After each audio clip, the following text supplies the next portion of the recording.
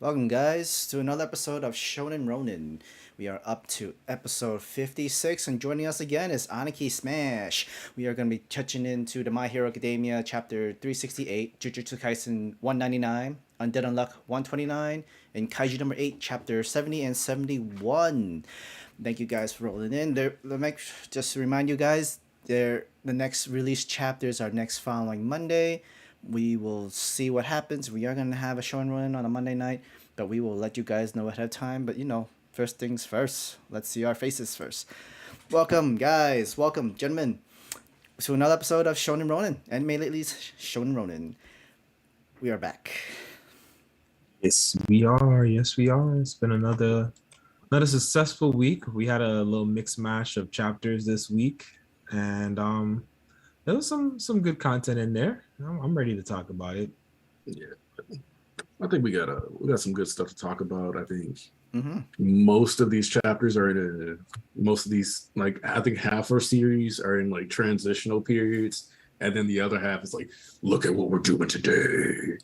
Yeah. So do you think they plan around that? Do you think, like, because we know some of these mangakas are like friends. Do you think they're like, I'm about to bring back in someone important. I don't know if you want to do that this week or wait for next PLW week. and Shibuya, Gege and Hori were sharing brain cells randomly. I mean, it's feeling like that right now. That's why I asked. It was like, oh, I'm gonna bring back my character. Oh, I'm gonna bring back my character as well.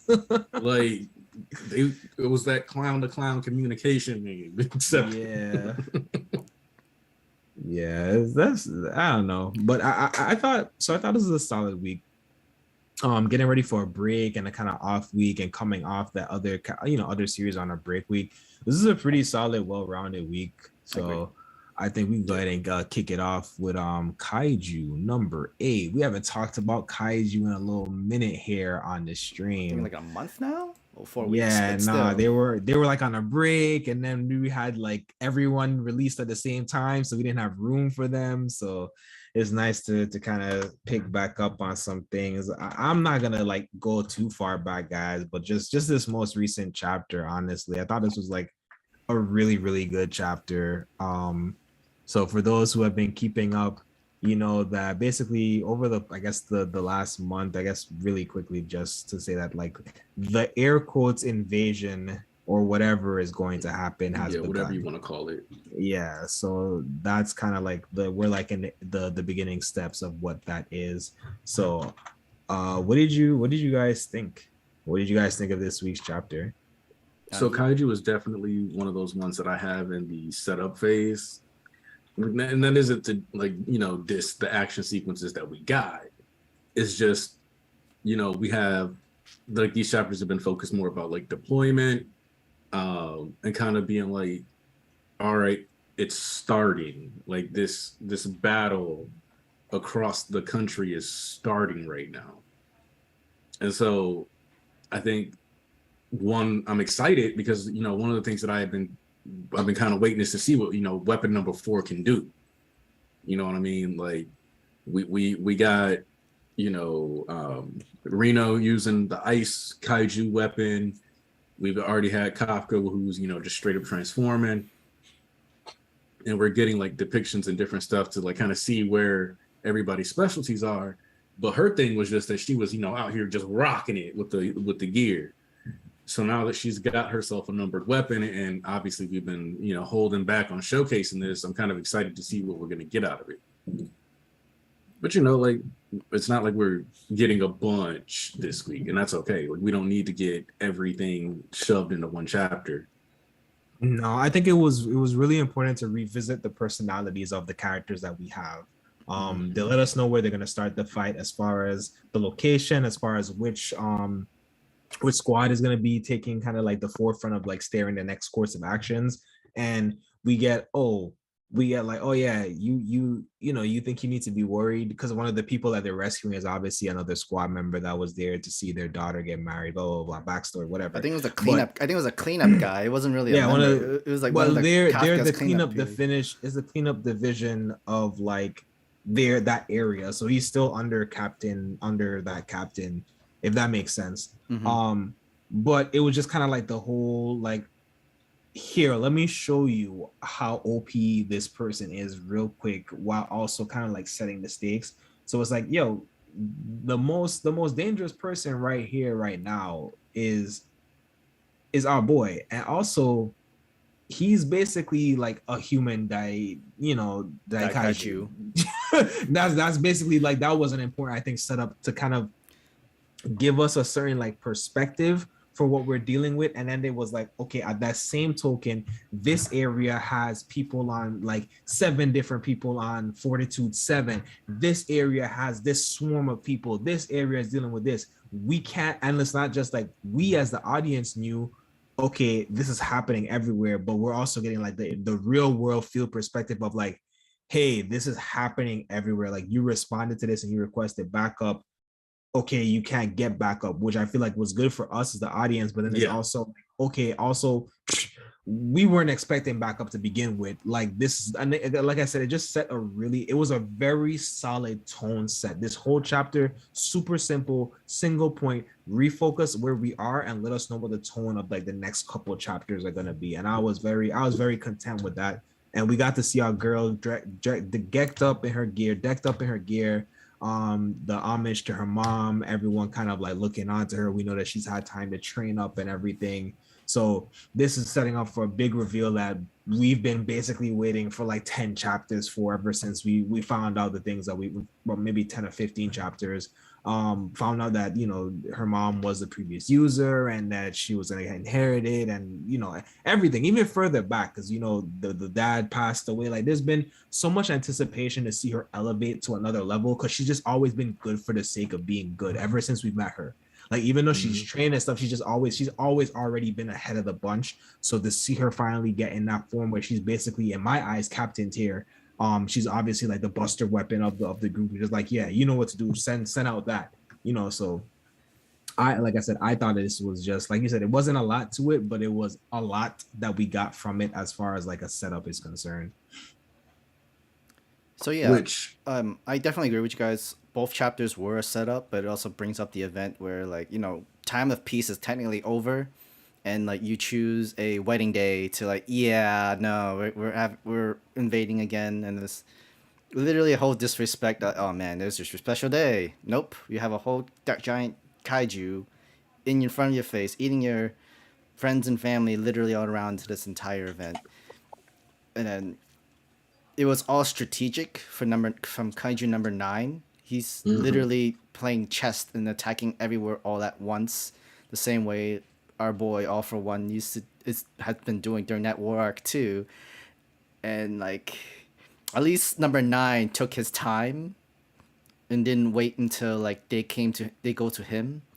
He has all his minions and his, I guess, grunts and army of kaijus just attacking everywhere all at once, and he knew specifically that the squad are low in squad, but they at least have soldiers who are able to use weapons, kaiju weapons in general, to be a one-man army for each and every one of them and stuff like that. And I kind of think that the fact that, you know, we also haven't seen, you know, what Vice Captain is up to, the one, you know, who was training Kafka and the swordsman or whatever. We have a lot of potential for this. And if you think about it, we got quite a few individual kaiju who seem to be a bit more intelligent, emphasized, you know, that like popped up and vanished. So from that perspective, we can kind of look at all those locations or all those kaiju we saw get emphasized as potential matchups for our various characters and squads. So as we see some of them, you know, get cycled up and we figure out where they are, it'll be like, oh, well, the kaiju that hid itself as a girl is in Sendai, which we might have covered where it actually is, but I don't remember off the top of my head right now. So she's going to go fight, you know, the girl. I don't know why I'm blanking on the name randomly, even though we just covered it in the chapter, but yeah, Shinomiya. I was right. I was right. I don't know why, like, my brain was like, it's not Shinomiya, and it is Shinomiya. But yeah, like, so let's say Shinomiya, we're going to start to see these kind of like pair off. And not just power clashes, but also personality and that might be intentional. That might be the enemy ops like studying up on different things and trying to match not just strength but also intellect and personalities. So we might see a little bit of a strategy type of game here for these coming fights. I mean, it's just gonna do it one at a time. Have Shimoya spend maybe 2 chapters for her, and then give it to Kafka's friend, because technically he's the new weapon suit for number 4. Give him a couple more chapters, because he's like one of the only ones that we don't have enough information. All we know is he has the ice abilities and the guns, and he works with a team and partners. He's the one that's not doing. He's the only one with the least amount of experience with a weapon, kaiju weapon, but he at least have teams and vice captains and people to help support him, which is still good. It's just the only problem is they're just short on manpower and stuff. And we already know, and we can definitely see that Kafka is the last it's the last resort kind of weapon, especially with knowing his side effects. Is the more he uses his kaiju form, the more he'll turn into a kaiju like permanently. But do you guys see, like, even though this invasion is happening, do you see like they're already sending out their hidden squad to attack number 9, or would they have to stop the incoming attack first and then see if they can counter back onto the invasion back to number 9? Yeah, I kind of wondered about this. I'd love to hear your thoughts too, Aniki, because it seems like they're setting up this. They made a very intentional point to let us know, like, hey, they're attacking like major government facilities, transportation facilities, all these different things. So it kind of feels like we're getting like pulled in the idea of like, hey, look out for this, while something else sneaky might happen. So I'm kind of curious as well. My eyes are kind of like, okay, are we trying to? We kind of still don't know the enemy's objective. Like even from the enemy standpoint, from the hero standpoint, like we don't really know their objective, which I thought we were kind of gonna get like a spiel from them, from their type, to kind of see it from their eyes, but we still haven't. So it's interesting to kind of continue progressing. But yeah, what do you think? I think we kind of have to get a section where we focus on what the kaiju are doing, because they have these waves of fodder, and to a certain degree that it's kind of expected the kaiju are going to be more ruthless, right? So from that angle, we're gonna see, like, we have people just wiping out whole platoons more or less of kaiju in less than a second, and doing it with weapons made of their bodies. And then you remember Vice Captain is going to be using a kaiju weapon that's still alive technically, where we know that they're going to want certain things out of them, or maybe want certain weapons back. So it's kind of like, all right, it's only a matter of time before they start planning around this. And of course, we know that these suits cause strain on the users. So it's kind of going to burn through some of their energy, some of their stamina. And then that's when I think the big steppers are really going to start making their moves. You know what I mean? So I think we get to see them kind of do the send in the pawns, or, as Magneto said back in like X3, the pawns go first, and then they all got shot up with the anti-X gene medicine and stuff like that. So I think that's kind of the direction that we're trying to set up here. So, it'll be good to see them kind of deal with an actually organized front. And I think that's kind of where it's going to be about how efficiently the fodder on both sides is utilized. Because the better the humans utilize their fodder, the better chance they stand at surviving against these heavier hitting kaiju, especially when them sacrificing fodder isn't nearly as detrimental or dangerous, because it's still going to take more resources from the humans to kill the fodder on the kaiju side, Yeah, so if I'm not mistaken, the 3 pairs that we kind of know of from the OG squad or whatever, including the vice captain, are on different teams. So I'm wondering if they're still on different teams, or if some of that power has been like kind of centralized. What do you think, Sam? You think we're gonna get to see the whole crew get together at this point, or is it gonna be a while again before we see our 4 rookies and the vice captain and everybody in the same space again? I think we're gonna have to. It's this entire mission is about it's divide and conquered at this moment because it's like they're hitting everywhere all at once, and you can't have the entire team stay in one place at one area. So the one thing they need to do is separate their powerhouses into each division branches of where the most destruction possible is, especially when they're targeting resources and their supplies and everything, and that's something that you cannot give up in general. You don't know how long it's gonna take because when you have 64 days was planned, or 62, 64, whatever, how many time was used. Both sides were training as well as not knowing what the other person was going to move in general, and or when, or necessarily how much information the other side truly had, as well as low recruitment too. Remember, they had to increase the age, like literally from the start. They had to increase the age limit of joining the army in order to continue fighting. They are very low, man. Not enough fighters, not enough soldiers. Yet this entire squad platoon were mainly trained for this purpose, to be the best of the best of the best division of the entire defense squad in general. It's clear that people are getting a little tired of the kaiju, and they're kind of like, I don't know if I want to get involved in all that. It's a little, I might die. I think as far as my closing thoughts, I think the idea is that our main cast, the ones that we know are like the elite fighters, should all be at I would say maybe like a fortitude 8 to 8.5 level is what I'm expecting, like as a baseline minimum. I feel like they should all be around that fighting point where they could fight a Daikaiju on their own.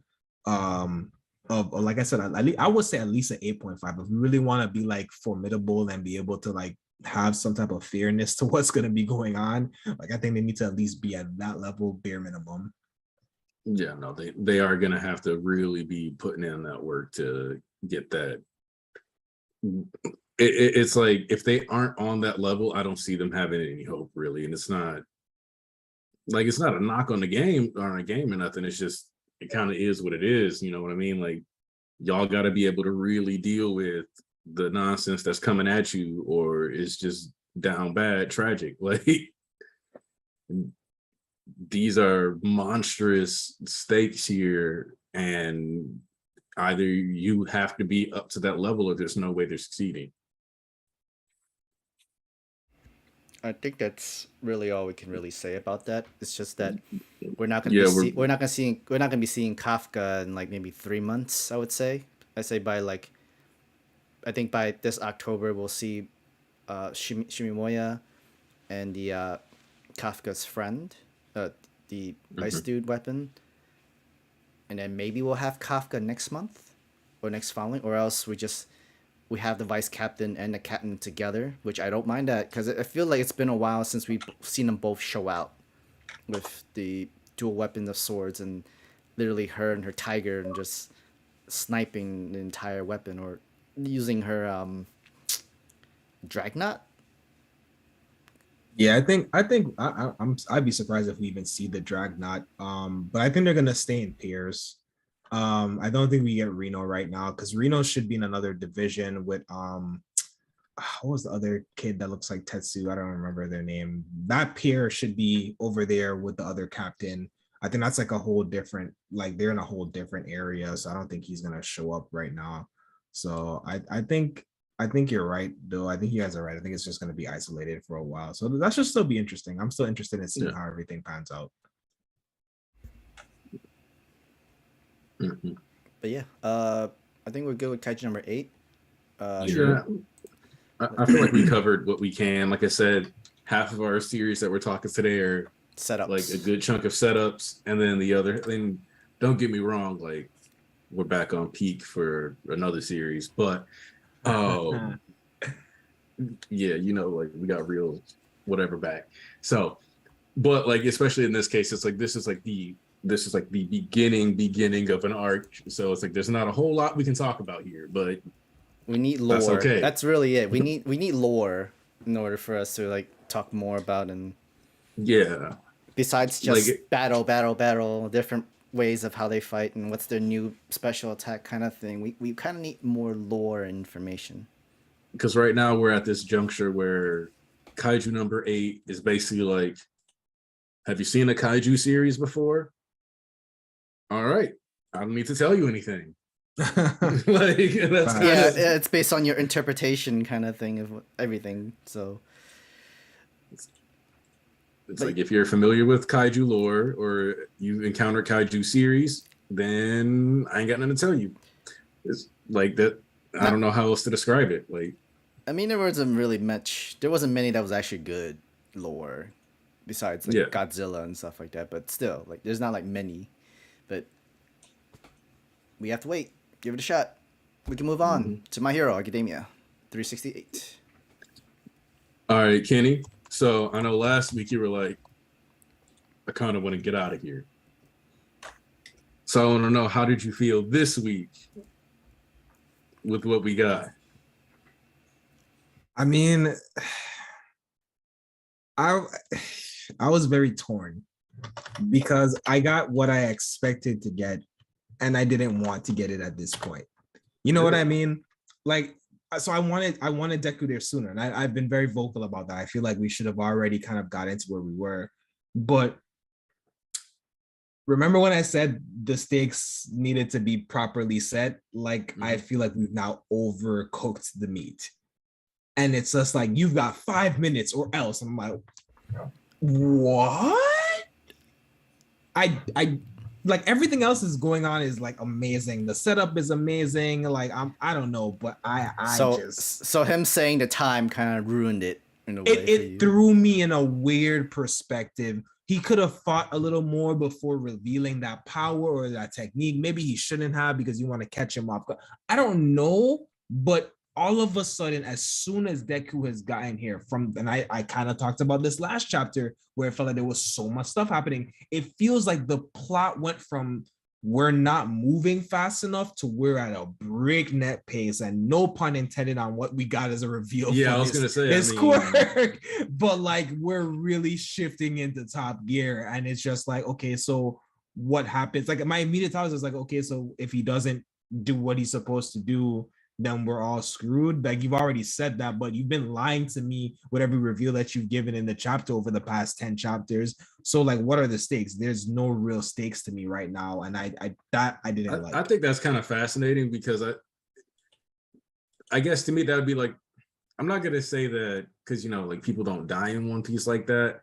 But to me, what the 5 minutes timer is just, you know, Gear 4 and what happened in Dressrosa, where it was like, yeah, but he hasn't he's not lost to him yet.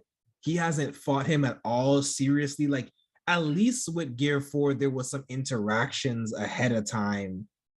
And you know what I mean? But I think this plays into that thing that you said you wanted last week too, which is that you were like, man, I kind of wish Mirio hadn't calmed him down so quickly. I do agree with that. That sentiment. So him being like, as I gaze upon this battle, I'm going to use my time limit based quirk to beat you down as quickly as possible while Shigaraki is in his most defensive state. We now know, like, Deku, you are going to not finish this fight. Nope. And what is this going to cost you because you chose to do it this way? That's the question on my mind right now.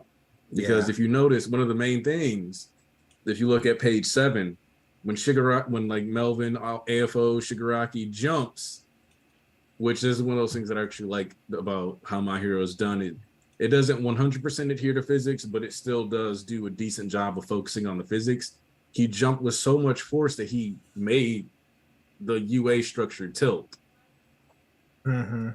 And then, you know, he goes in to get that smash or whatever, and it's like Deku's only able to do this while he's in this state because it's not like, it's one, just like a big bulky form, but two, because he's starting to try to overclock. And he had the Fajin Black Whip set up and all this other stuff that he had preemptively made. So it's kind of like Deku came in with Fajin stacks, all this other stuff ready to kind of, and I do think if he were completely level-headed, he would have tried to kick Shigaraki around a bit more before, busting out the gear shift.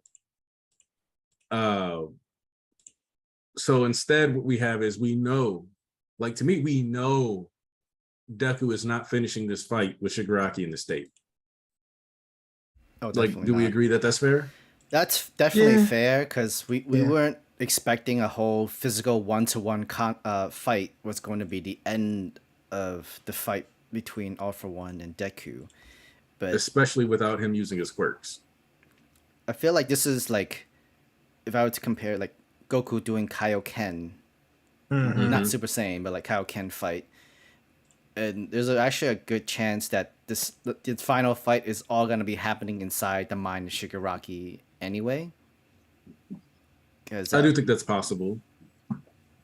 I was still on that premise. I still was on that premise that we were gonna have this was gonna end up being in that whatever space we want to call it, the vestige space. That's just typically what the we vestige call it. space, exactly. But it is still nice to see that we finally got the reveal of the second quirk of transmission. And we finally, with 100% like certainty on Horikoshi's part, killed one of the most and least popular theories in the My Hero community. Which one was that? Which, Bakugo. Have you heard of that one? Oh yes. This is Bakugo from the past. Nah, bro, this is transmission. Yeah. I mean, technically, it's also overclock because of vigilantes, but different. I think they're like, I guess they call it overclocking when they know if they have to go. I guess another people's the way of saying plus ultra. I guess this is like vigilante. They call it overclock quirk kind of thing. But this is interesting though, because we usually thought that all the quirks that Deku possesses were like almost military tools, special kind of weapons. But what exactly is transmission? Is it like a wind up thing, or is it like a charge time? So it's the easiest way that I can explain it based on what we've seen is speed force manipulation, just for lack of better terminology. So and somebody clarified it for me because I couldn't remember the name of the villain that this was done to, but one of the Flash's powers that almost never gets adapted into stuff, and it might have been adapted into the CW Flash, I'm not sure, is that he can steal speed. And so a while back, there was Wally West, during Wally West Flash run, he fought a villain named Inertia, who I guess managed to kill Bart. And what Wally ended up doing was stealing all of his speed to the extent that he ended up stuck as a statue. So this is kind of like a toned down version of that, because you see, like, he's like, what's he doing to me and where'd he go? This is nothing like that glowing energy from before. He's far too fast, almost as if. And then he's like, nah, this is a whole different beast than it used to be, my buddy. And so what it does is it's like a debuff for your opponent if you tag them, and an accelerant for yourself. But I'm assuming that, you know, basically the burden of slowing down your opponent still creates some physical exertion, and enhancing yourself causes some physical exertion, which is why we have the timer. But it's also like, if you're cranking yourself all the way in the fourth gear, you're in overdrive, you're going real hard, you have a timer. Like, and that to a certain degree, that's why I'm like, no, this is like gear 4. He's going to end up burned out for a while, and we're going to have to see what happens, because in this defensive state, where do you notice that, like, Deku kind of blitzed him on arrival. And when he went to jump in, even before Deku activated this gear shift, he used Black Chain and threw him. And then he was like, I'm going to tap in. Let me get in gear. So from that perspective, it's like, maybe to get him in position, into using that Black Chain to get him in the position to switch to transmission lock. and then start bopping them so that he could, which I'm pretty sure, like, I can't tell if this is supposed to be a triple punch or not. I think it is, because it's pow, pow, pow on every single panel.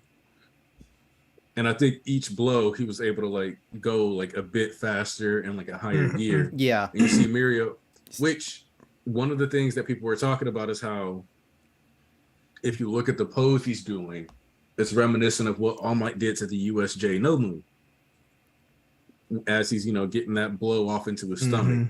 Yeah. But then you also have to factor in that when Mirio the sounds are delayed, it's basically letting you know that he's punching Shigaraki faster than the speed of sound. Yeah. And if you think back to Endeavor Agency, I can't remember if it's in the Viz or if it was one of the scan translations. I've seen both pages during that time period. When Endeavor like runs off, Deku was kind of like, wait, he was gone before we could like hear him running away. And it was kind of like letting you know that like Endeavor was breaking the sound barrier too, like moving at like jet speeds and stuff like that.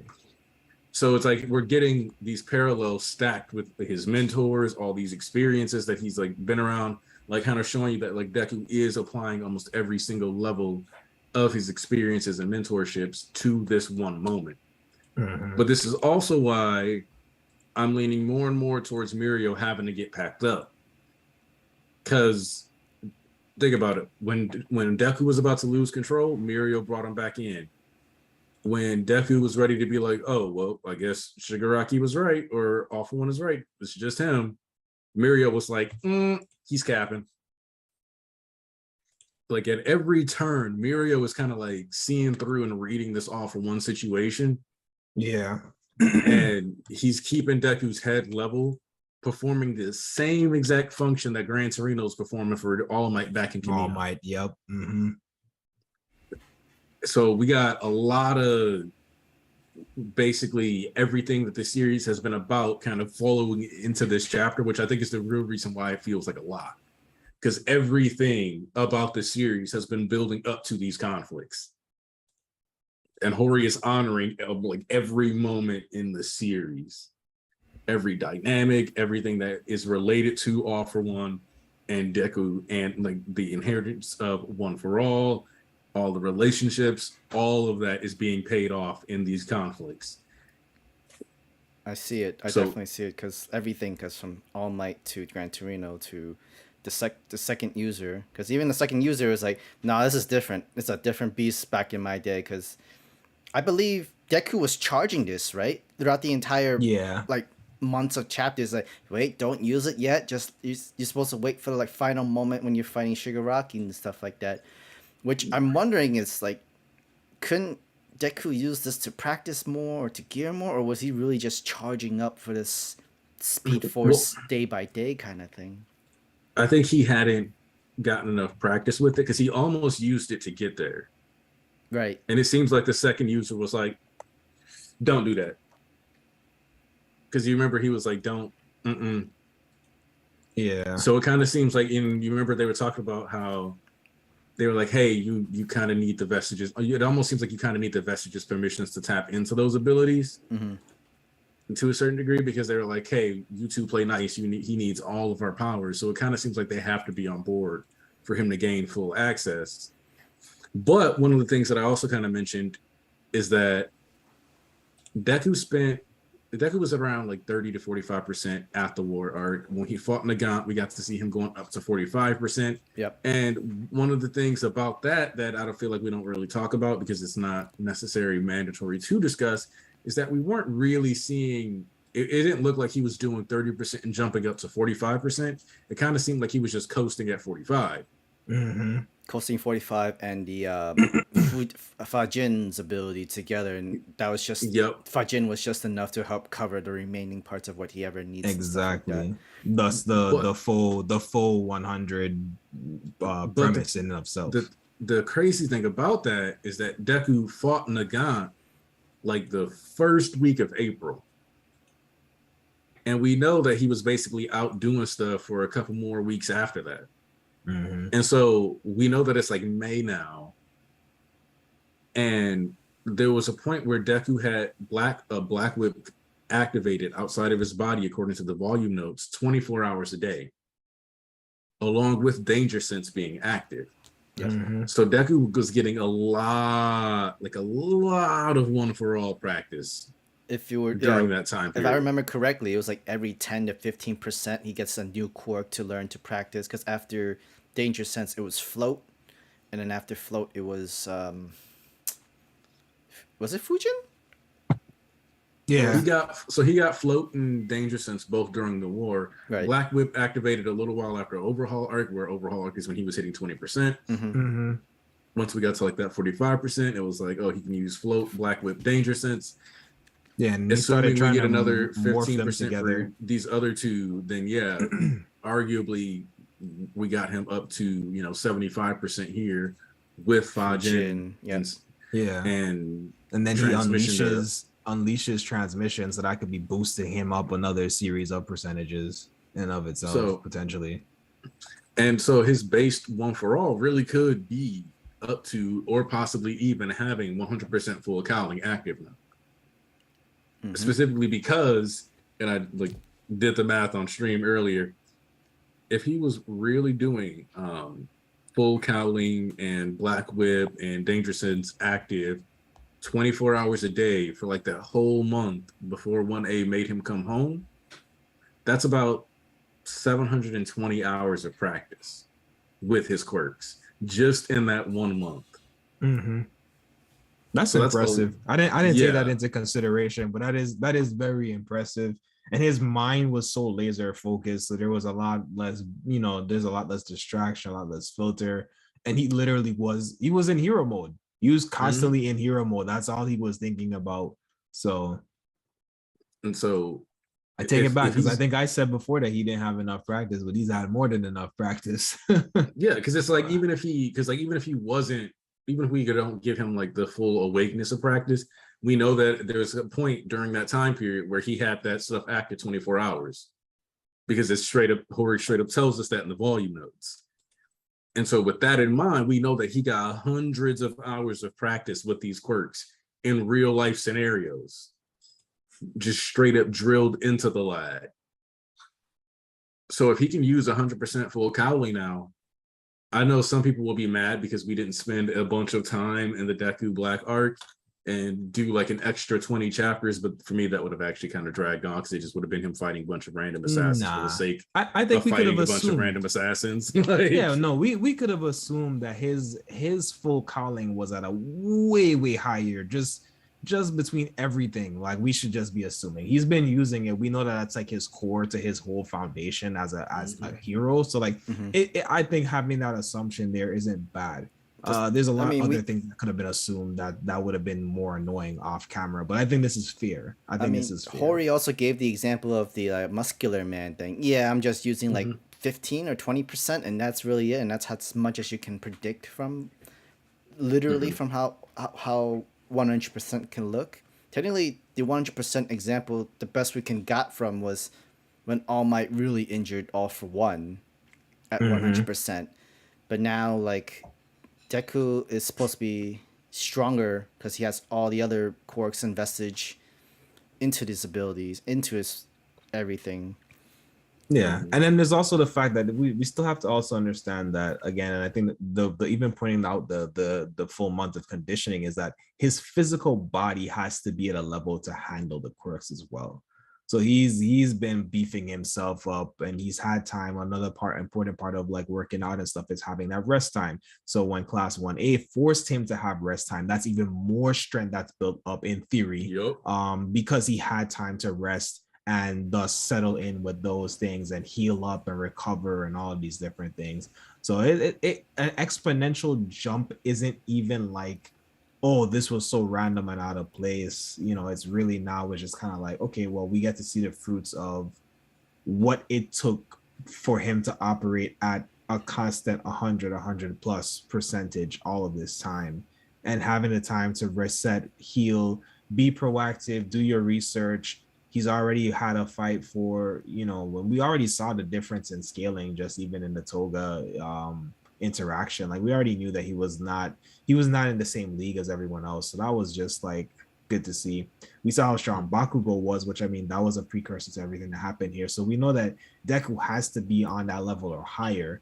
Obviously the more so leaning to higher. So it's just kind of like, yeah, what do you expect? I feel like, it's good writing. I don't know what people could possibly be upset about with this.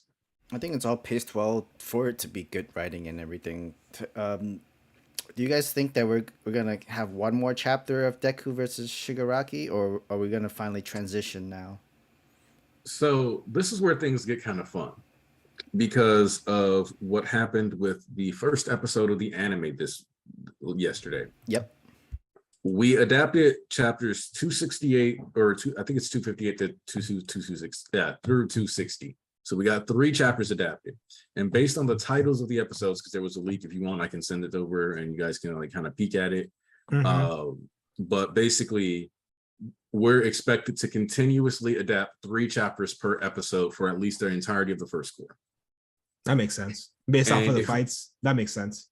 And if we maintain that pace, and then for the last 2 episodes of the season, do 4 episode or 4 chapter clips, we can get through the entire Star and Stripe fight for the last 2 episodes, just like we did with season 4 with the Endeavor fight. That would be great. Because remember I said that a while back. I was like, I feel like we can get Dark Deku into this arc. I don't feel like there wasn't so much content that we had to be like, it feels like a lot of content, but when you start talking about again adaptation, it didn't feel like there was so much content that we wouldn't be able to catch up very close to it, which would make sense because we know that this is basically the end of the series for the manga. It would give us enough time to turn around, finish putting out the manga, and basically have a final season ready for whatever the next season would actually be, which would be a very fitting. Be very fitting. We could also squeeze in another movie in between there. I'd love to get a Stars and Stripes movie, honestly, with her being a focal point of the movie, even. So, and to back you up on like the structure of this, if we go all the way up to the end of Star and Stripe, or at least chapter 334 specifically, what we just got is 368. So that's 34 chapters between there and now, and then we have 24 more weeks of episodes. That's going to be at least another 20 chapters. So that's another 2 to 3 volumes, and then assuming we get even like halfway through next year, because I didn't believe we were finishing this year, and I still think it's funny that people thought that My Hero would actually end this year. I'm sorry, but if you believed Hori when he said that, you didn't pay attention to the interview where he said he thought Sports Festival was going to be 10 chapters. Like, and it's just that simple. You just missed that information. Yeah. And the second you go, oh, he said that, and what's even funnier is that specifically, he said that in an interview with Kishimoto, where Kishimoto was straight up like, anything you expect to write as a mangaka, you might as well double it. Like, was basically straight up told, yeah, no, forget your expectations. There's going to be more than that. And what's more is because we know that there's going to be at least 2 breaks in Jump around December and some other stuff. But basically, we got about 34 chapters. So what we're at right now, if we keep that same adaptation clip, the next 5 chapters will compose up the back end of like the rest of like the first core of season 7. Oh, there's so much other things there, because then we get February, we get the 2 different New Years. So that's also a good time to make announcements. This pacing is starting to seem a little. I still feel like this was a lot for 2 chapters, but it's starting to make a lot more sense. I mean, remember I was like, these are structured like he's writing more and more with like the anime in mind. Yeah, because he is indeed writing with the anime in mind. And then again, I just looked at the tweet. Yeah, that's starting to pan out, because there was definitely parts of this coming arc and parts of previous interactions that will come up that did feel very structured. And now I'm thinking about it, I'm like, yep, this, like, even the Nagant fight it's the whole thing is structured like an episode. It's structured like 2-3 episodes, or possibly 1 or 2 episodes. So that's interesting. This might actually end up being the best season of My Hero Academia for me. This current season. Oh, season 6. I already knew that. I knew that like season 4. I knew that this was gonna be my favorite season. but like it's really looking like it might be my favorite season. So first off, this core is hands down just based off what it looks like. The previews had stuff that was a little further in the season. I trust My Hero to always knock out the first core. First core of season 2, Sports Festival. Everybody still loves Sports Festival. I think Sports Festival is a little overrated as an art goes, but people love that first core of season 2. First core of season 3, remember what that is? Forced training into the kidnapping. Yeah, the forced training. Yep. First core of season 4, Overhaul. Remember what first core of season 5 looked like? That's the training again with the classes. Training, but the funny thing is, I like joint training. I didn't like the rest of it. I thought the rest of it wasn't adapted well enough. But yeah, consistent. So it's the second core where things can get kind of shaky, and that comes down to production schedules and stuff like that. So this first core of the war arc is going to be insane, and I think that. But that might be the payoff. That might be the payoff for us having that lackluster second core of the previous season, season 5. The payoff might be that we get fired for the first and the second core in season 6. And you got to remember, we don't have as long as no COVID, anything like that pops in, because we objectively, a bunch of anime studios did have some disruptions during season 5, and Bones was one of them. And that's why season 5 ended up having stuff being worked on during EA and My Villain Academia episodes, where some of them episodes, I think specifically Toga vs. Curious, was being worked on like up to the day before it dropped. Because production cycle got destroyed by COVID. And they had to like change how they were doing stuff and make it where the VAs were getting to record at home and all kinds of other stuff that they normally weren't doing before. So there were a lot of different changes made to how the anime was being structured that for some reason just didn't make it into online discourse about the season. Mostly because, if we just talk about the facts, it's like, oh, people were struggling to get things done properly. And that, because it's one thing, if you can run around and say like Bones had an anti-MBA agenda, which I'll say that the production committee or like Shueisha might have had some issues with MBA. And I can say that confidently because I retweeted one of the CyberConnect CEOs a while back during My Villain Academia, where he was talking about, oh, it's kind of taboo in Shonen Jump to show the growth of a villain this way, woo, woo, woo. And then you fast forward and all of a sudden My Villain Academia is restructured, obviously a decision that was more likely made by the production committee or Shueisha or whatever. And then you have all this weird stuff being adapted. So during that time period, I retweeted him again. I quote tweeted him again. And I brought up like, hey, if you look back to this, woo, woo, this is part of what's happening. You got to remember that these bigwigs have a lot more say than you think the studios do, and you guys refuse to acknowledge that. And people didn't want to acknowledge that aspect of this because they want to pretend like this isn't a business and it's just simply an art project. Right. And it's not. Nope. Right. And you want to know what happened? That tweet got deleted. Yes. Not wiped off the face of the internet. Oh, yeah. Hope you got that screenshot. Deleted his tweet. Not Aniki out here exposing the conspiracies. The Illuminati didn't like that. Hope you got the screenshot proof. So the Mangeki Nadi didn't like that, bro. I mean, once it's out there, it's stuck there forever. Somebody most likely have a screenshot or something about that. Oh, I'm pretty sure if I go through my media long enough, I can find a screenshot of that tweet. But the fact that he deleted that tweet during season 5's airing, to me is one of the biggest red flags. Or was made to delete the tweet.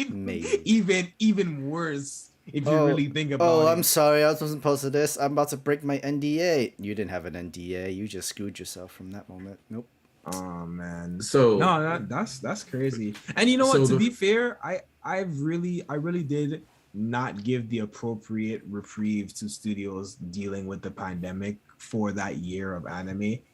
And we talk about that being a rough year for anime, but it's like we really do neglect the fact that they were also, as we were existing through the pandemic and still constantly putting out content for us week after week after week, regardless of what was going on most of the time. So that doesn't give Seven Deadly Sins any reprieve. Yeah, for no. anything that No, they did. no, But no. That was wild. No. That yeah, was hold on. no. Let me just. No, that was I'm a not game giving of hot everybody. potato. I'm not giving everybody a pass, but I just wanted to say that I did not give enough credit to the fact that there was a lot of work going on despite all of that.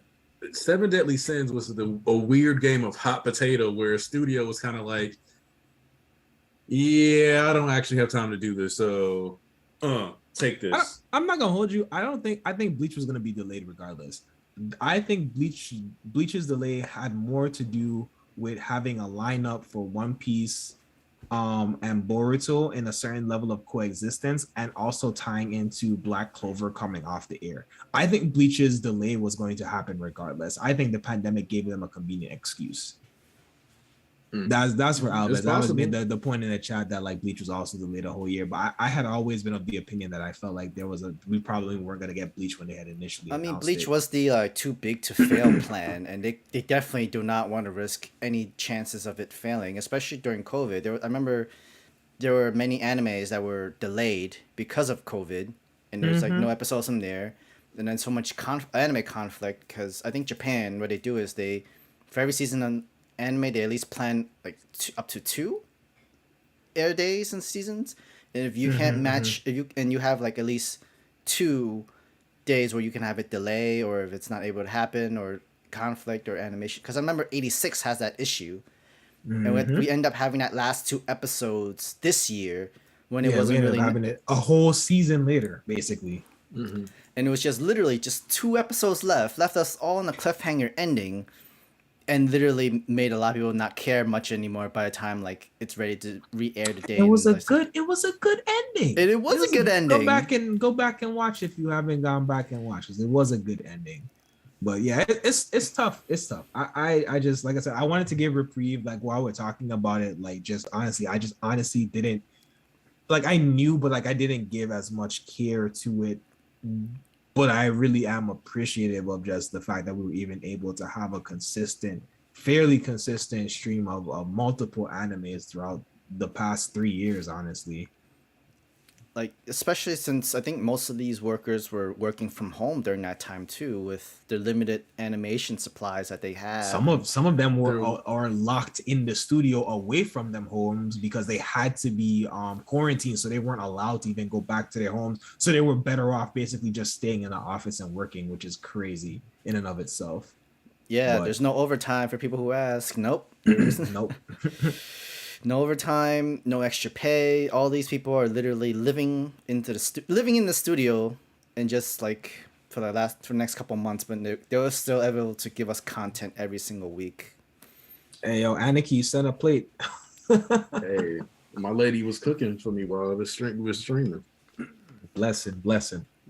But yeah, we got swim back. Is there anything else that we want to wrap up here with My Hero? No, just know that more than likely we got, in my opinion, at least like 30-40 chapters to come. And actually, this might happen where they don't need to transition to the other characters anymore, because Horikoshi did that for the war arc, but he only did it for 3 perspective, only for the hospital, the mountain, the Gunga Mountain, and basically where Class 1A was and what they were doing with Gigamakia. That was really it for the transition. I don't think there's going to be much transition either, since we already had the Endeavor and Hawks versus All for One. This Deku finally makes it to the fight against Shigaraki, and then the first one was technically the I'm going to say it was with the Toga moment where she stole them. That was Ochako. They don't really need to transition to any side anymore. So really. My personal stance on it is that they don't need to transfer to some of those battlegrounds for the students.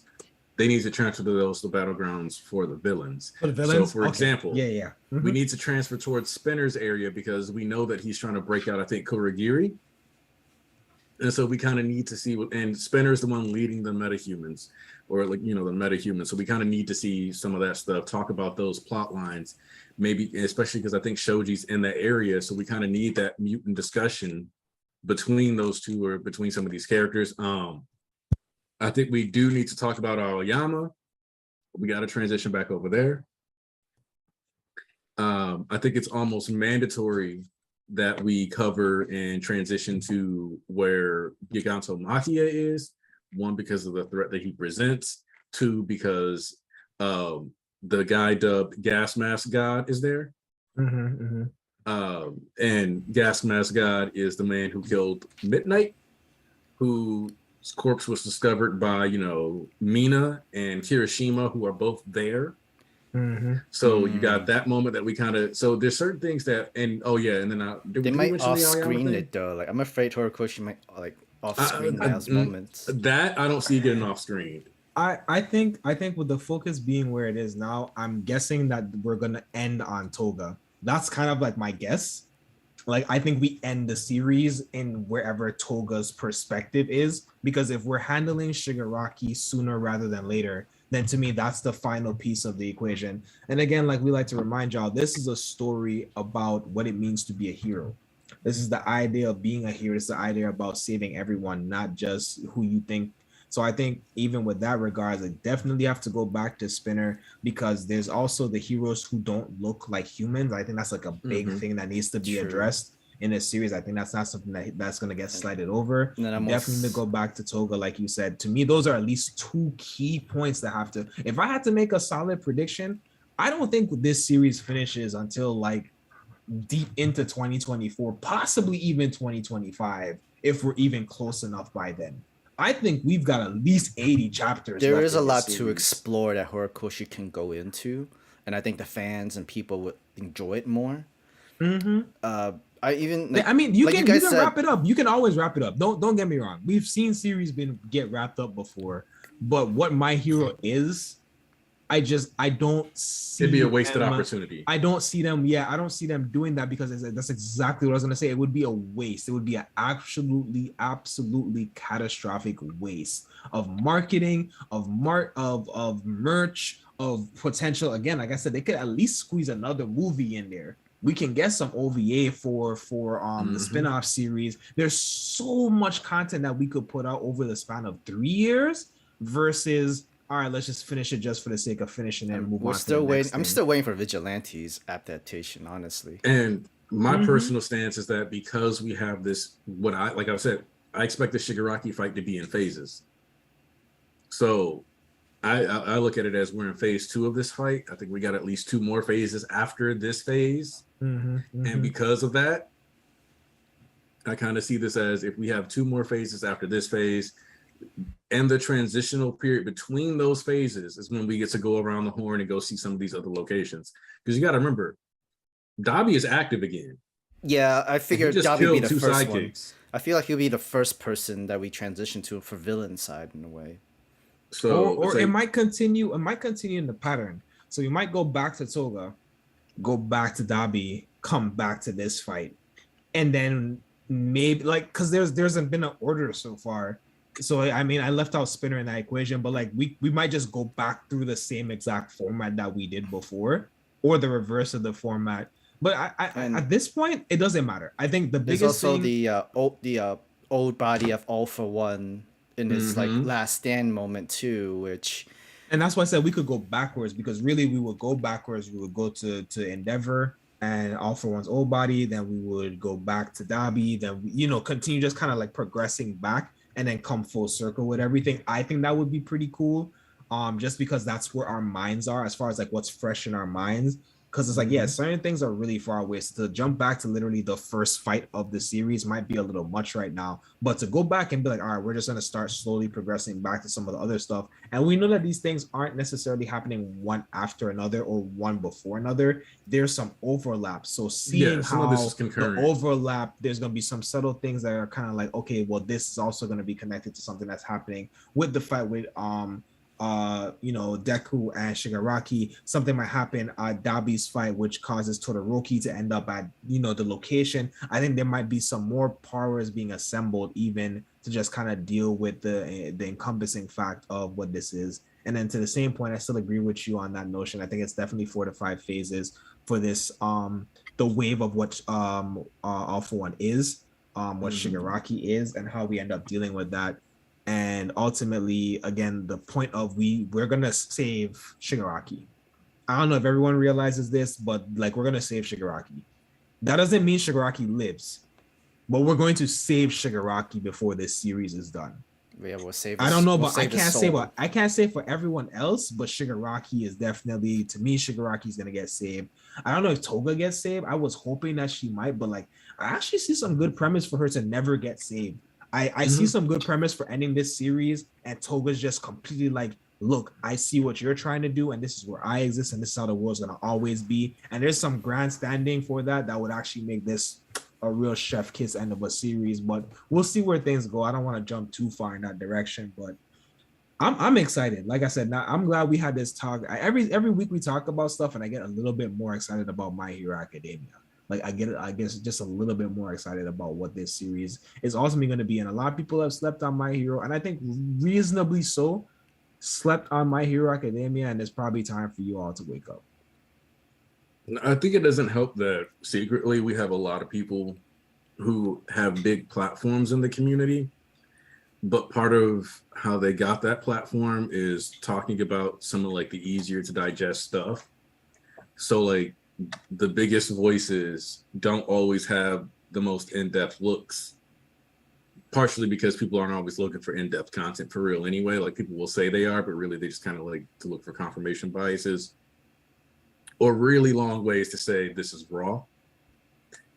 So there's a bit of that too that I think really applies to My Hero, because My Hero has such a large anime only fan base that I think that it's kind of like the opposite of the One Piece fandom, where I think that One Piece fans sometimes like overblow things, like where we talk about the people like, you guys think this is a silly pirate manga? And I'm like, Oda is basically telling you every other interview that people like how to try to put him to the fire for it.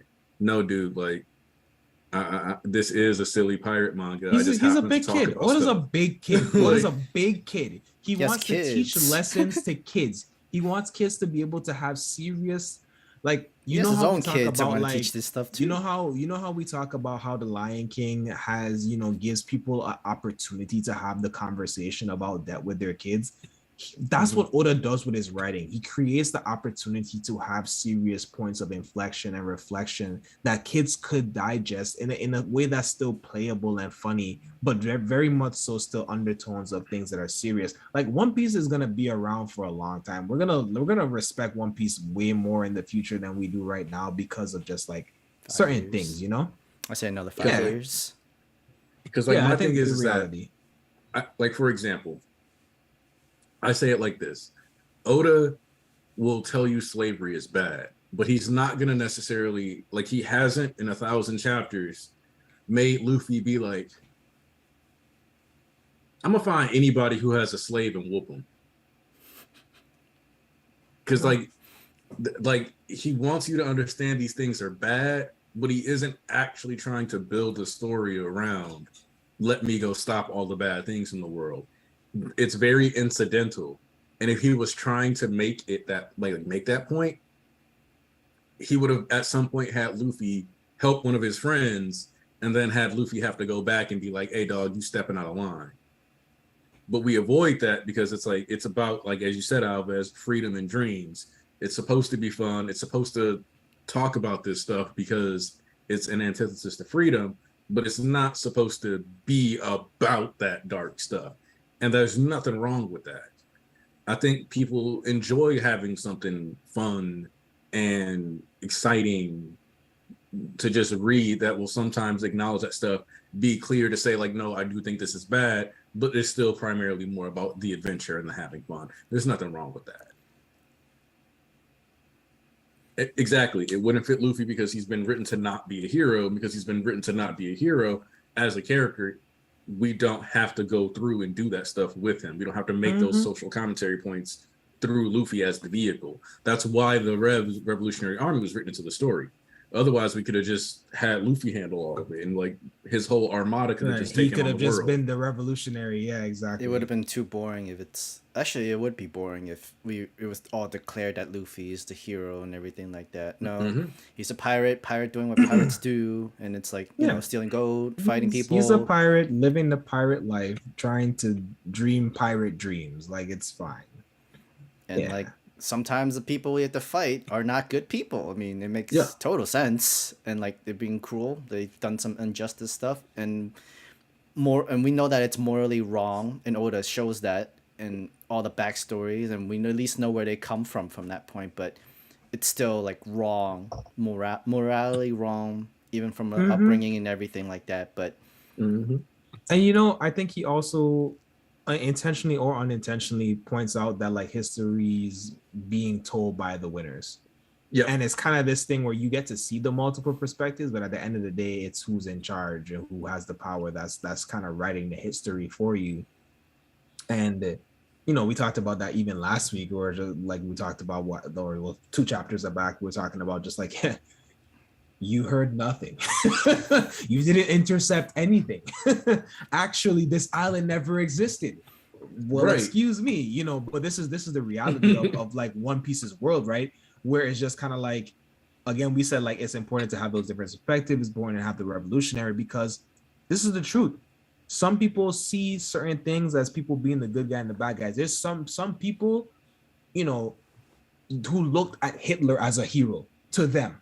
Yeah, from their perspective in their world and where they lived and that time, to them, he was that person. Bring it to even modern times. There are still people who are racist because they still align with things that they think are right. You see what I'm saying here? And again, to me, this is why One Piece is going to be timeless, because it's going to end up being these little segments, little chunks of things that allow us to have real serious conversations for a long time, while still, you know, having some goofy moments in it.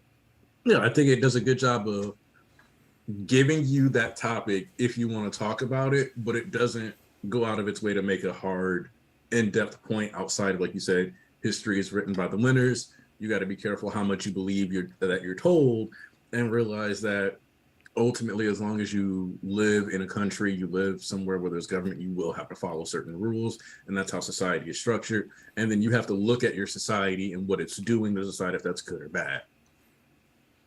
And that's kind of where that is. But yeah, I don't know how we got to One Piece. It wasn't in the cover chapters. It was the one. I mean, Deku did use Gear 2, 3, and then Top Gear. Oh, so. You know what? Deku did indeed use Gears 1 through 5. I mean, 2 through 5. You are absolutely correct. Well, really, I was just making it a point to like also say that, whereas when you look at like Deku is supposed to be thinking about directly, you know, how is our society structured? Is this the right society for us? Is this the right approach? And that's part of why this battle needs to go through the phases, because Deku burning out is going to force him to rely on others getting injured, but also standing up to All for One and being able to still make it and help him out in the end is going to be the thing that goes. You don't need to be such a hyper individualist. We don't need to be such an individualistic society. Yes, we can have exceptional people, but even those exceptional people, we have help. Just like, you know, you have the CEOs that are like, I climbed by my bootstraps. And it's like, did you climb by your bootstraps, or were you born in the 70s with middle-class white parents that had a decent amount of money and you got to move up in the world and there wasn't as much, you know, XYZ. Apparently money can also give you a quirk too, but exactly. You see how that works? Like Deku, being an average citizen, was born quirkless, and that was just the end of it until he met All Might. He had to just have a chance encounter, which is another thing that ties into how the real world works. Who you meet can have an astronomical impact on your career. Like my channel got monetized partially off of meeting Roger's base. Just by becoming friends with him, I got a couple extra 100 people come check out my channel. Which you should. Right. But like, it's the idea that like just meeting, like just happening to get along with a bigger YouTuber got me more viewers. So it's like when you have that kind of like that storytelling reflected. See, Alves, I found you because of Roger. And I don't have a problem with you finding me because of Roger. Because at the end of the day, the YouTube algorithm is wicked as hell. Oh, very. Now it's like Like, shorts. like you either have to do shorts or you better punch in the very right name to the title of your video, or you basically have to be borderline deceptive in how you title things or have ridiculous thumbnails, etc. Even if you would have been trying to find an MHA content creator, because of the fact that I wasn't Turtle Quirk, Pineapple, Lightning. King of like Lightning. Lightning, yeah, like because I wasn't Forever already World. a bigger one, you probably wouldn't have found me. When I look at what videos are recommending my videos in analytics, it's the most random stuff. It isn't often where it's like Chibi Reviews, My Hero chapter, recommended your video and these people clicked on it. It's very rare when other My Hero videos are even recommending my content, which puts me in a really uphill battle with the algorithm. It's a hard fight. It's a very hard fight for everybody in the moment. Yeah. So it just kind of is what it is. And that So goes back Deku. to what you said about just like people with influence deciding to talk about things, to put it nicely. Yeah. Literally just deciding to talk about things, and now their fame is being attributed to talking about whatever topic. So to end our My Hero, so it seems like Luffy Joy Boy is the vestige for Deku, really? Like years? That's been confirmed. Well, you guys do remember the first art piece Horikoshi ever did that got into Shonen Jump, don't you? Yes, I do. Yes. It was like something not involving heroes, but I remember it was something else. It was, damn it. Yeah, it was his sketch of the crew. It was his sketch of Smoker that he drew before he was even out of high school, I'm pretty sure, that Oda put in a volume. Oh, you talking about from the other side? Yeah, like one of the first things Hori got in Jump or in a Shonen Jump product was an old drawing of Smoker. Let's see if I can find it just to send it in. Shout out to Oda letting the fan art originals back in the day. Yeah. Yes. Yeah, honestly, like it wasn't just the timing schedule with everybody else of introducing and set up. It was, all right, I'll follow your lead, but I want to use this example from your shit. Sure, why not? It's literally, and I mean, One Piece was on break anyway. I mean, so Oda posted it as the SBS for volume 77, but Horikoshi drew it at age 15 in 2002 is when it was submitted. 20 years. Throwback. Damn. Throwback. Yeah. The first thing that got in a Jump magazine from Hori or got into a Jump product was a sketch of Smoker. And here, I'll just real quick send a link just because so you put guys in can a live see chat. Yep. Crazy. Hori ain't even that much older than me. That's crazy. I could be a famous mangaka. Hori was born in Is he married? 87? Yeah, I think it was 87. 86? I don't think Hori is married. I know, hold on. Hori was born in, I think it was 87 because specifically I remember looking into when like one of the biggest terrorist attacks happened in Japan history. And the coincidence is that I was 8 when 9/11 happened and Horikoshi was 8 when that attack happened. So I think it's 87. Jesus. Yeah, no, that matches up. If he's 35 now, or he's about to be, he's around there. That matching, more or less. I think if I remember in the interview, he said like if My Hero didn't succeed, he was going to retire and quit, right? Yeah, he that was because it was going to be his third try. Yeah, kind of. Shout out to Omer Shinrikyo. Oh yeah, the Holy Trinity video I did that was about how Shigaraki was representative of a perversion of the Trinity from Christian theology and 3 beings in one, and then Shigaraki ended up being 3 beings in one. Yeah, that was nice. I do think that aged very well. Wine. Which actually might be really good right now. Crazy, bro. That's so crazy. But yeah, guys. I think if we're good How with My long? Hero, should we go How into? long have I been reading One Piece? It's been so long. I think Yes, we can transition. that's So, the something question something more is- newer, I something felt more so modern, aged by that something more image, newer. just aged Undead me Unluck. just now. Let's just blame Okay. God for everything in Undead Unluck. So the thing with Undead Unluck is that this wasn't a setup chapter, but it's weird because it's the beginning of a close to a story arc. Mm-hmm. Yes. And so it's like there's both arguably a lot to say, but at the same time, I feel like depending on how you say it, it very quickly becomes very little. Because this chapter was very centered on Juiz and Victor. This is us like getting basically an official goodbye to Juiz and Victor. I mean, I think we could argue that it's been this portion of the storytelling has been about Juiz and Victor. Yeah. It started with from Juiz's side, and now it's kind of wrapping up with Victor's perspective on it, and all of that came to a head in this what was declared as the attack, whatever this big attack is. They hit him with the G Gundam burning finger. I'm gonna put all my rage, my heart, my feeling into this. I mean, this is my love. Today is the release of Mercury, so I mean, why not? Oh yeah, that Mercury retrograde.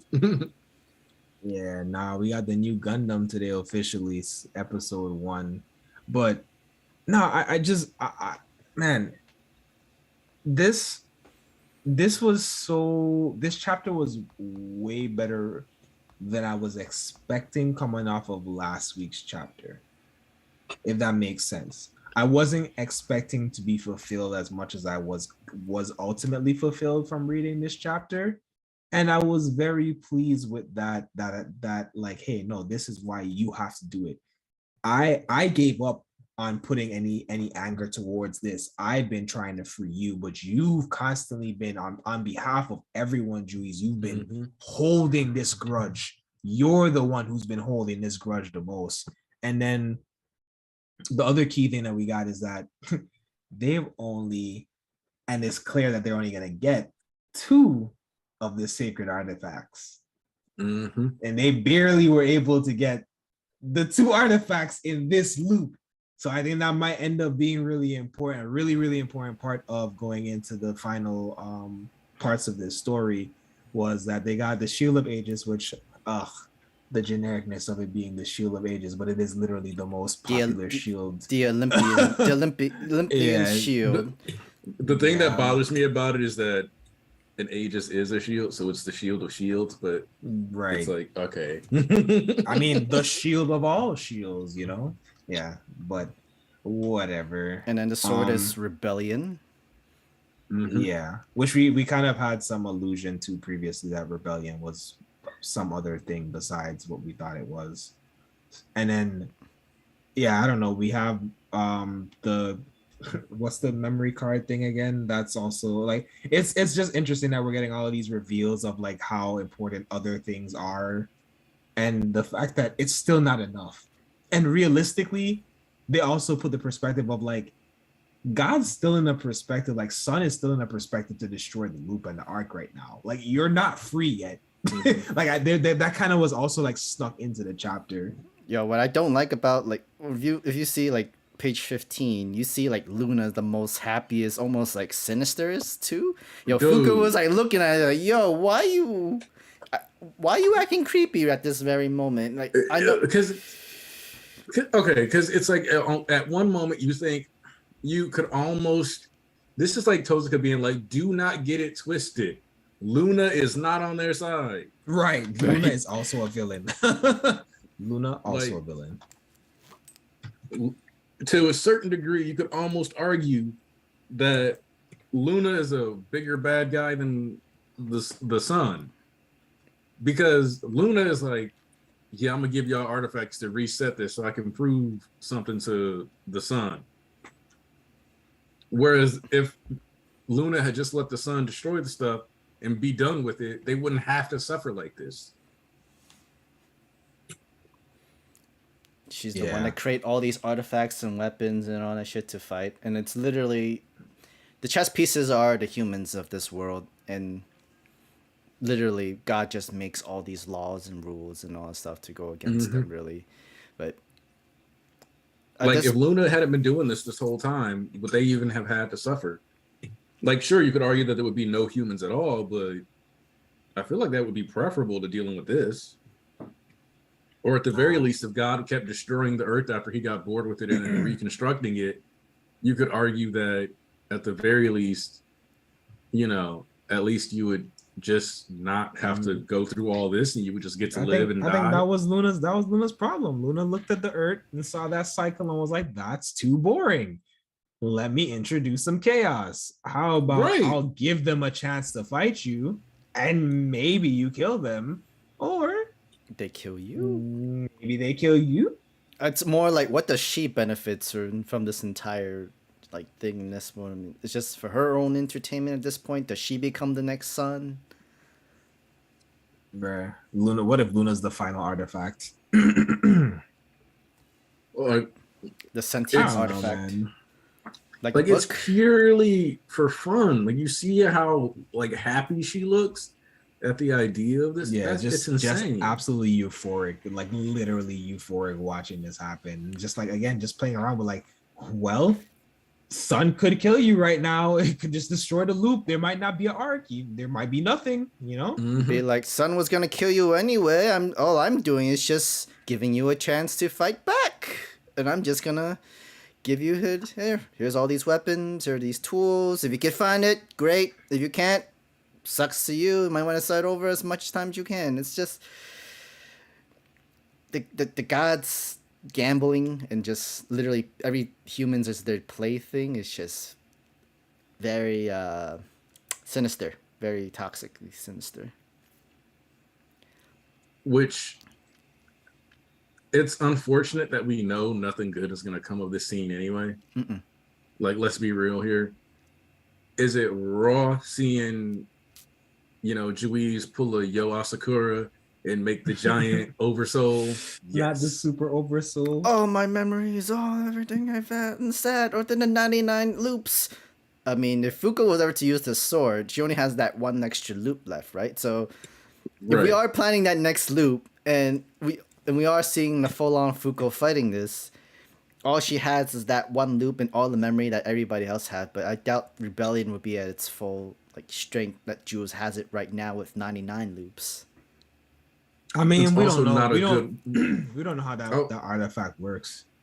So I'll also say that this weapon is the antithesis to Fuko's character, though. Like, yeah, holding a grudge. Like, both Fuko and Juiz are similar in that they both really care about their allies. They're very passionate people. But Juiz was grinding this out for 99 loops, stacking it with, as she put it, 455.4 billion undying years. Fuko is a genuinely like sweet person who, you know, when she's gonna loop and loop straight to like the 1850s or something. She's not looping all the way back to the dinosaur era like Juiz did the first time to sit next to Victor. You know what I mean? What's even worse is that Fuko, to activate her unluck ability, she has to love the person too. And you're watching all this battle, you're watching God kill all your friends. How do you love someone like this? To like have the unluck ability. Besides, like, you can love Andy and like give him all the unluck and then put that onto God, but I don't think that is ever going to stop or kill God. It needs to be Fuko loving God directly in order for God to die at this point, really. That's why the best I can see is a bittersweet ending for Undead Unluck, because I could easily see it coming down to an unluck bullet infused with Andy and him basically sacrificing his life to kill God by drawing whatever that miraculous stroke of unluck is to him while he's in God's body or something like that. But the second God dies, I'm sure everybody's going to lose their negating abilities, and that's going to be the cruel trick that he gets in the end.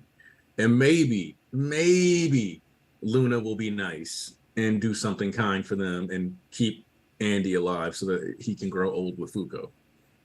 But based on what we saw at Luna this chapter, that ain't happening. Nah, she doesn't want no happily ever after. She just wants entertainment. She just wants to win her just bet. Wants to, she just wants to be able to be like, I'm better than you, son.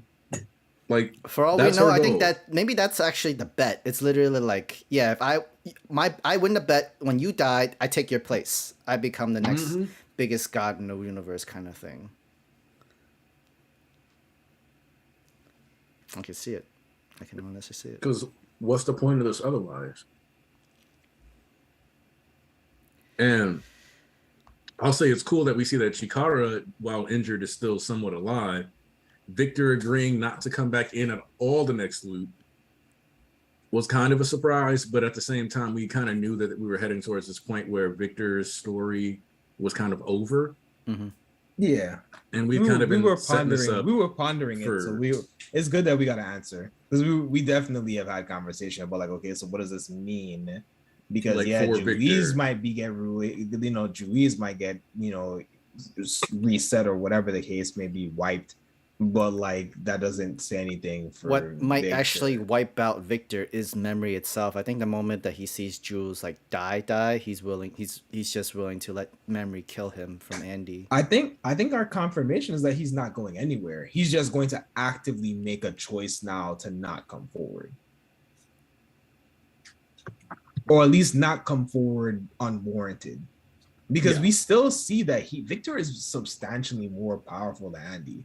Mm-hmm. His ability to use the ability is like way more in depth than Andy's own is. It's 99 loops times 4.4 billion years of experience, and from what we learn right now, God wasn't just like here and then out afterwards, like the whole destroying the world in rotation. Nah, man, God literally tortured Victor throughout those 4.4 billion years, and now it's going to be Andy's turn in that final loop where he has to go through God's torture for 4.4 billion years and stuff like that. But that's the whole point of Undead.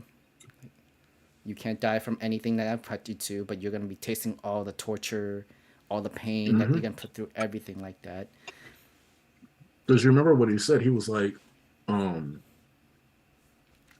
was on the earth and it was just like a burning mess for a couple million some years. Just suffering, burning alive for millions of years at a time. And Victor's only hope and what kept him going was Juiz, just seeing her that like every loop's like, as long as I could see her once within this loop, all worth it. And he basically said, like, yeah, I just mentally checked out and suffered and disassociated for a while. Like, all right. Poor Victor. Like seriously, poor Victor. At this point, yeah, and like you would think, and out of context of the reason why Victor wants to cure Juiz, it's more like stop it's not even torturing. Like, it's not even kill. It's just like he just doesn't want mercy. Like her. Yeah, it's a euthanasia at that point. Like release her from the childish game that Sun and Moon is carrying on. Because, like, if you love somebody, you don't want them going through what Juiz went through with this stuff. You don't. Can you say it again, Aniki? I was talking to the lady. Oh, sorry. Okay. That's why. Like, anytime you see my hand, like, wave like this. Okay. That's me turning off my mic so I can say something to her and then... Eat. But, yeah. Y'all got any other big points for this? Like, I just... This was this is why I was like, this chapter is big, but at the same time big and really, really not anything all at the same time. That's why I'm like, it's such a conclusion to these arcs that it's like, all right, it's time for this to end. Yeah, things are wrapping up here, eh? And she's still, I mean, not just the slash of the sword, it's also her injustice too. And we have to see if that affects God. That'll be interesting because we don't know if this is a version of justice to him or literally just fun. Because if it's just him having fun, it really might not apply. I mean, there might be some long-term implications. There might be a permanent scar because we talk about not being able to use rebellion again. So There might be some other implications or restrictions that are, like I said, long-term based off of this. And again, the sacred artifacts are the only one that can do true harm too. So, yeah.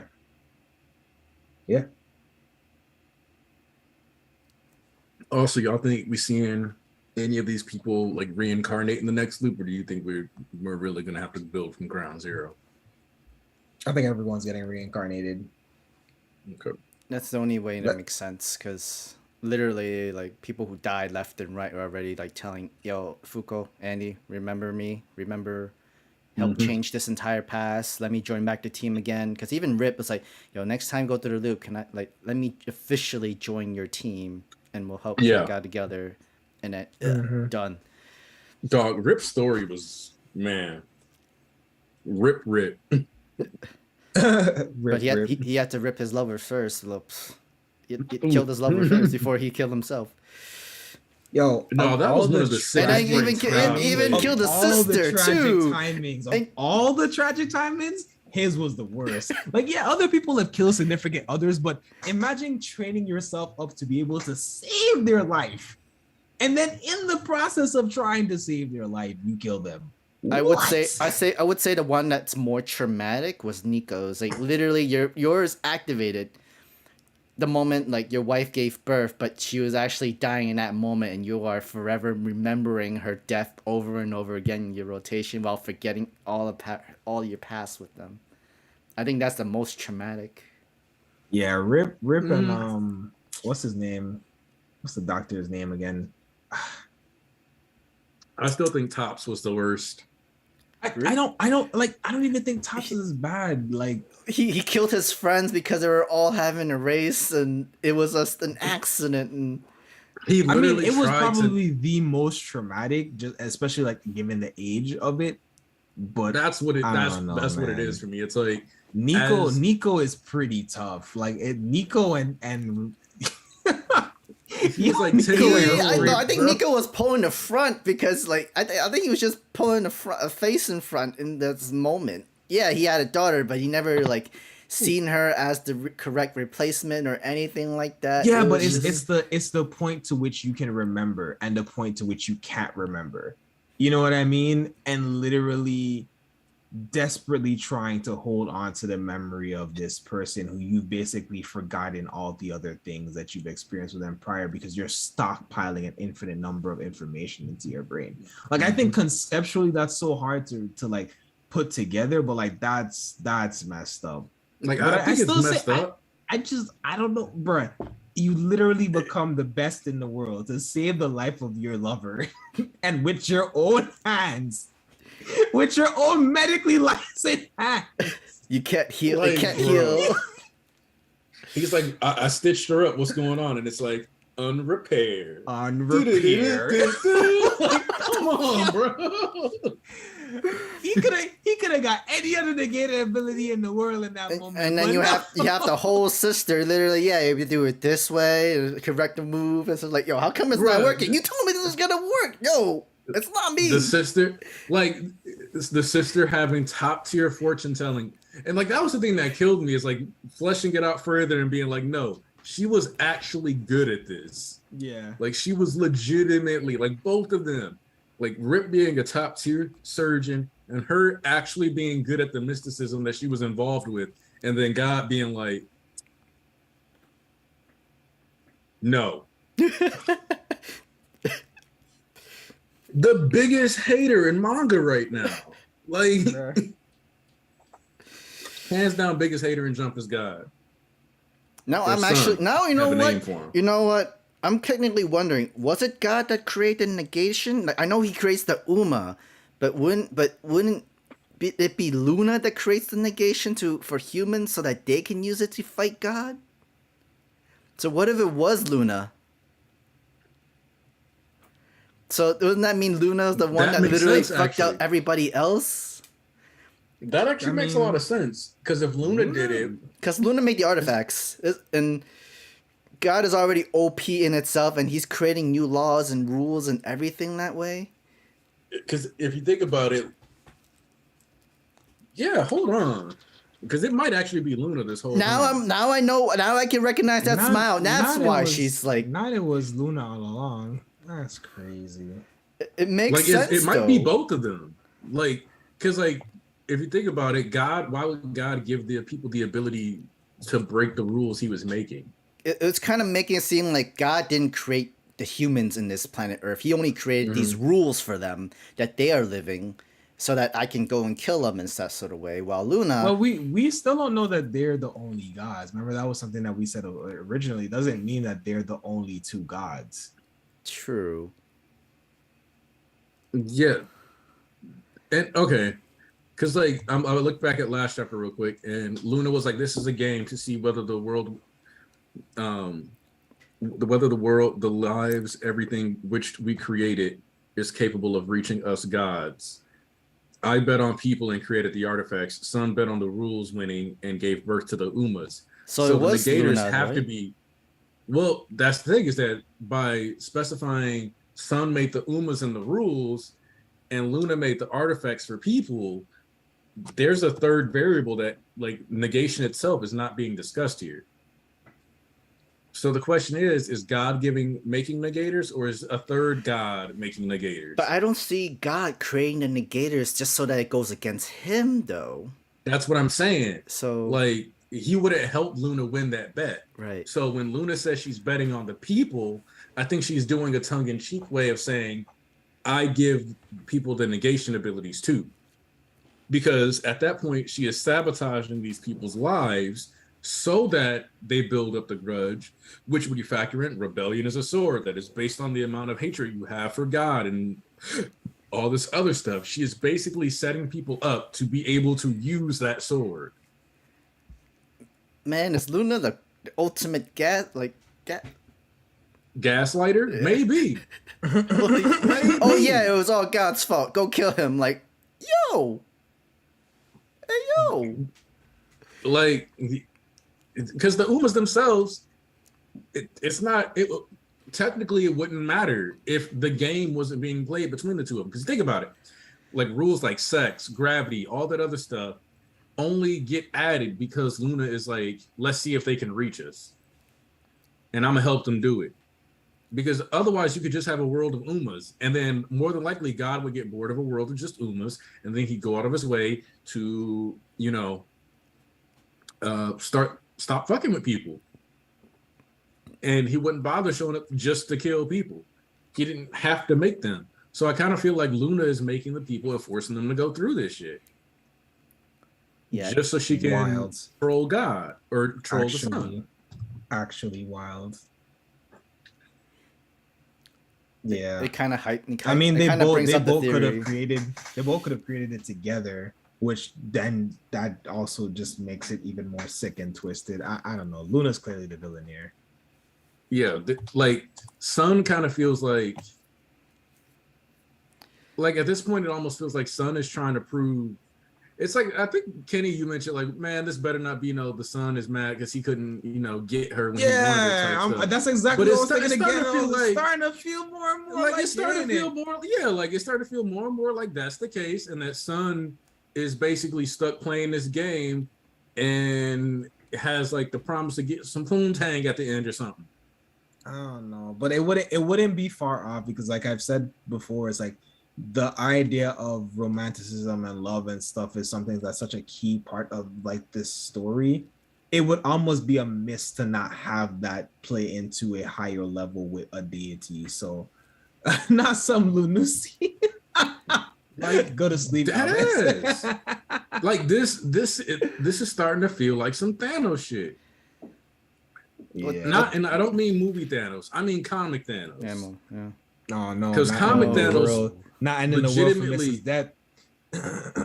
Bro, it's starting to feel like some comic Thanos. I'm gonna ruin all these people's lives just so I can get some lunacy. What's even worse is like literally when Luna said like, if you hadn't continued clearing these quests to preserve Earth until 2020, there would have been no way to locate these like spirit treasures and shit. It's just, she knew what she was doing. She knew what she was doing. And Fuko sees it. Fuko's like, yo, hey, yo.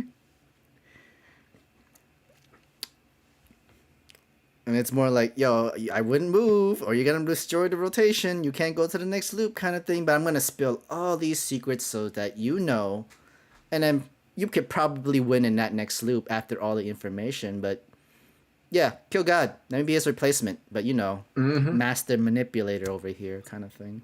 Bro, she toxic. She read from the book of future. Telling you. So you know what? We found a little extra to talk about in Undead Unluck before we wrapped it up.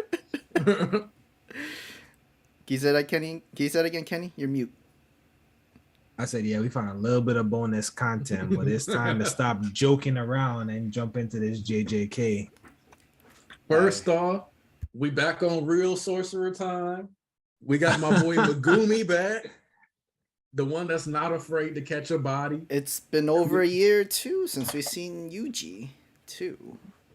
And Sukuna. Actually, no, Sukuna even more than a year, technically. I think the last time we saw Sukuna, he was laughing as Yuji got stabbed by Yuta. Yep, that was it. Like, Sukuna's a menace.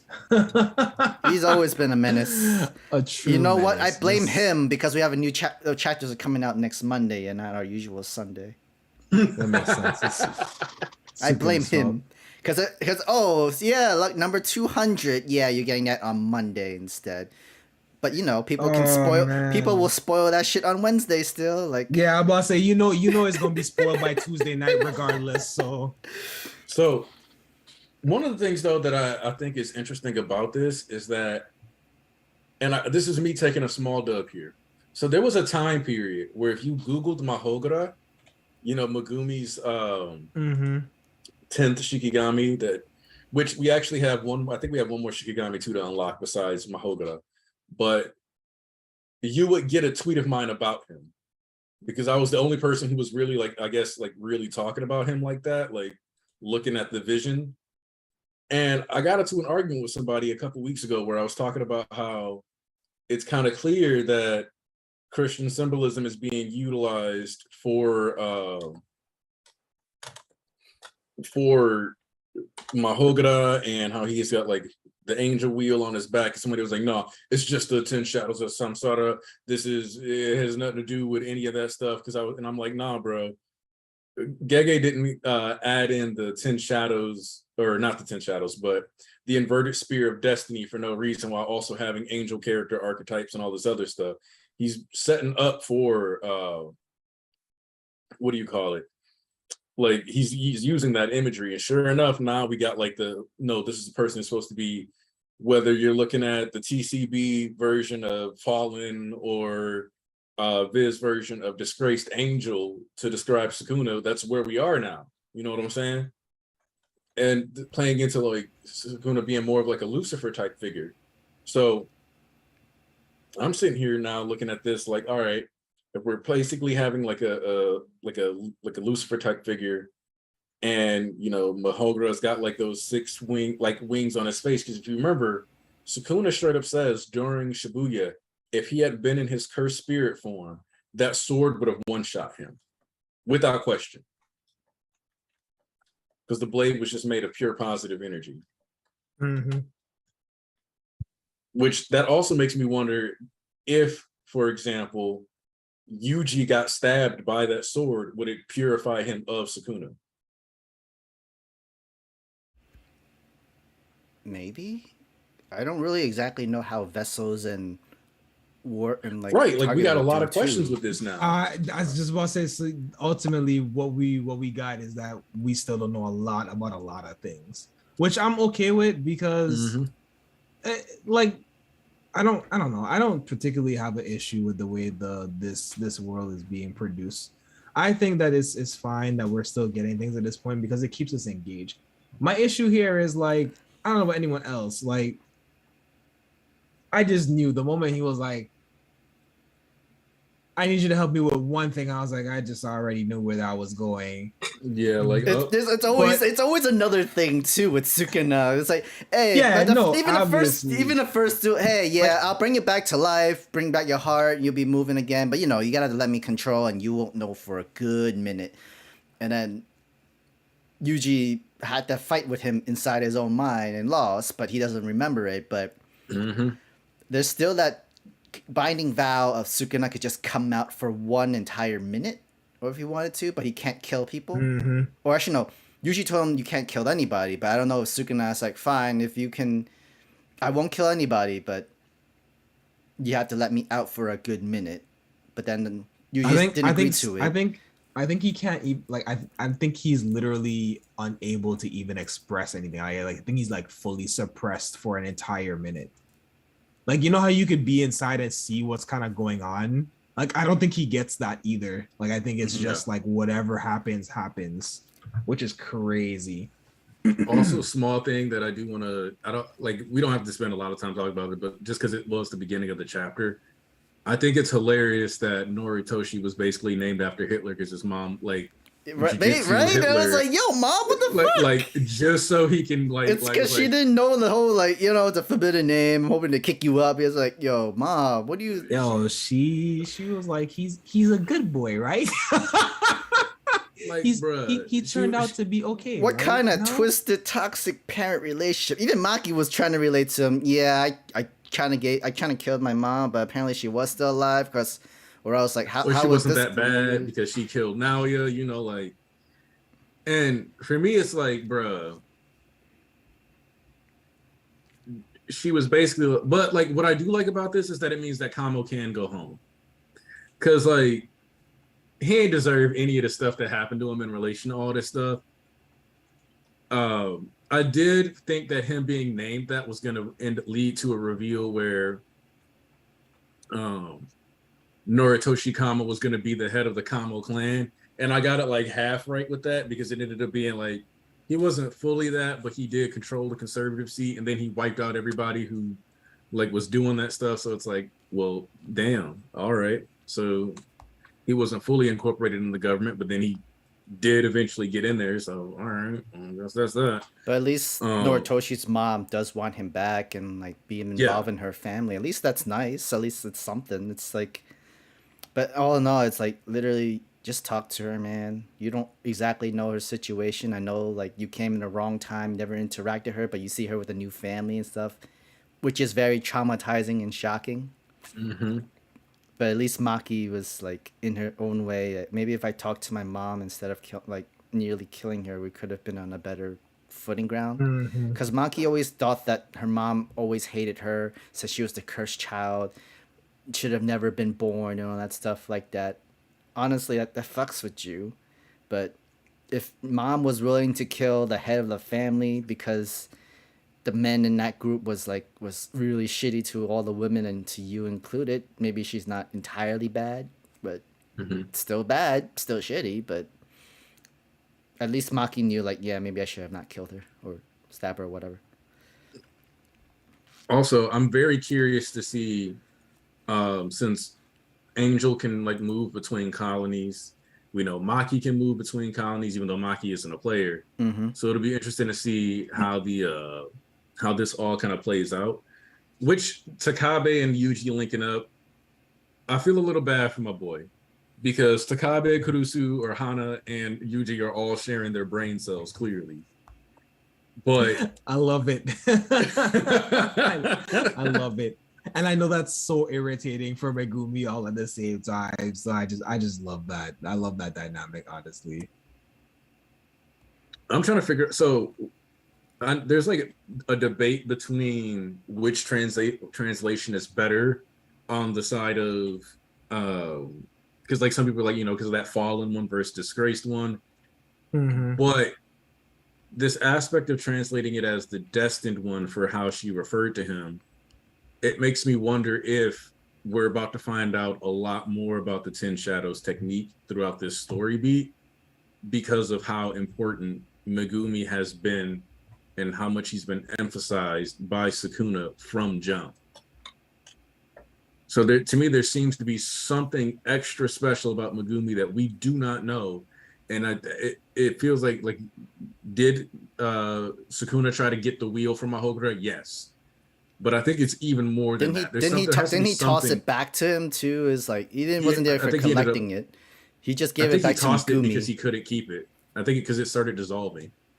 Because Right, it was an because- incomplete ritual anyway. Yeah, because Megumi planned it for himself and the butcher dude, and Sukuna was the third party to interrupt that ritual and stuff like that. But Yeah, and again, we still have the beautiful Bleach Ichigo treatment of our protagonist, so we don't know how his backstory ultimately ends up playing into all of this. It's literally a golden ticket out of like anything right about now. I'm telling I think you, it'd be interesting to see how Megumi plays into the. I think Megumi's a lot more related to Sukuna than we think. Whether it's as an antithesis to Sukuna or whatever, but I do like the disgraced one. I like how that feels, and I like how that plays into the idea of Sukuna's backstory, as it's been told to us thus far. So I feel like that definitely is a prominent thing, because we know that Sukuna was a sorcerer in and of themselves innately, or initially, rather, not innately. there's So a good I think chance that a Zenin. Yeah. Also, it's because he met the ancestor Zenin, maybe. and that's what I'm like. There could be a big power play here. I hate to use the reference, but it could be a whole Naruto, the original brothers, the antithesis kind of thing, where it's just like this was always meant to be, and this is why the Zenins and the Gojos and whatever has been passed on for just this point of this meetup or whatever the case may be. But I do want to ask, do you guys really think that it's gonna be this straightforward to get Gojo back? Because even Megumi is like Fort Wall, almost. Everything Fort seems so breaking of, convenient. Everything seems this too is going convenient. too Well, smoothly. that's what the whole Sukuna being like, I'm the disgraced one, so don't just say nothing. Because they've got Sukuna, which means that the deal is now kill Yuji and I'll help you. Yeah, and we've already established that you can't cleanse. Like, they pretty much set the whole setup up to be like, look, there's one way to get rid of him, and that's to kill Yuji. I'm gonna just remind y'all real quick. Also, I could They possibly can also free Gojo. negotiate, saying if you unseal this box where Gojo's trapped, technically Gojo can be the person that kills Sukuna. Because remember, Nah, that's not gonna fly. Given off the way that was presented to us. because Gojo is very cocky, but he is powerful, and Gojo does believe he can beat Sukuna. Do they have any way of knowing that? Do they have any way of knowing of Gojo? Like, we don't know that. So I think it doesn't. I don't think it could possibly map out that way. I think that if anything, there has to be some type of other deal or arrangement made. The smartest thing would be to just be straightforward about it, which would be very Yuji. Like, it to be like, okay, so guess what? I have Sukuna. He's inside of me. Here's what we're not gonna do. Here's what we're gonna do. I've already made a resolve to die. Like, I've already agreed to this. I'm going to be the one to kill him, and then play around that in some form or fashion. But like, I don't know what else could possibly happen there. So here's my thing, right? Is that we basically got hard confirmation that there's like a deity up above, because which we've been hinting at most of the series anyway, with heaven's restrictions, right? I mean, he said, not to be fair, they do say that that's their interpretation. Yeah. So it's a little loose here, but yeah. But with what we got with Angel here, it seems like Angel wasn't set up by Kenjaku. That's not the vibe that I'm getting out of this. Technically, like, is she also one of the old curse spirits, did she say? Or didn't clarify. But this very much gives me the same vibes of Michael. Mm-hmm. That angel. Archangel coming Michael. down. Yeah. Coming down, who's usually depicted as like the one who would like take on Satan, you know, like being like kind of like an arch rival when people tend to make these kinds of stories incorporating that stuff. Because, you know, he's coming out like, yeah, I want to go around and whoop on people and get this stuff back. And what's more is that Angel's technique very clearly, in my opinion, stems from positive energy, not cursed energy. That same negation stuff that Mahogara's sword was infused with. And they made a very good point of pointing that out. Which like I feel like negate is... curse techniques, barrier techniques, include seals are no exception, and can go around and like strip or execute incarnate players. Because at the end of the day, they're all perversions of the natural order. So it's like, what exactly are you tied to? Because I already, like I said, to me, the inverted spear of destiny was a play on the spear of destiny that was supposed to have pierced the side of Jesus, which is what it's usually called, like the spear of destiny. So having that basically be a holy artifact that could diffuse curse techniques makes sense now. It was basically a free exorcism tool. Mm-hmm. So how much of this stuff are we really going to dive into?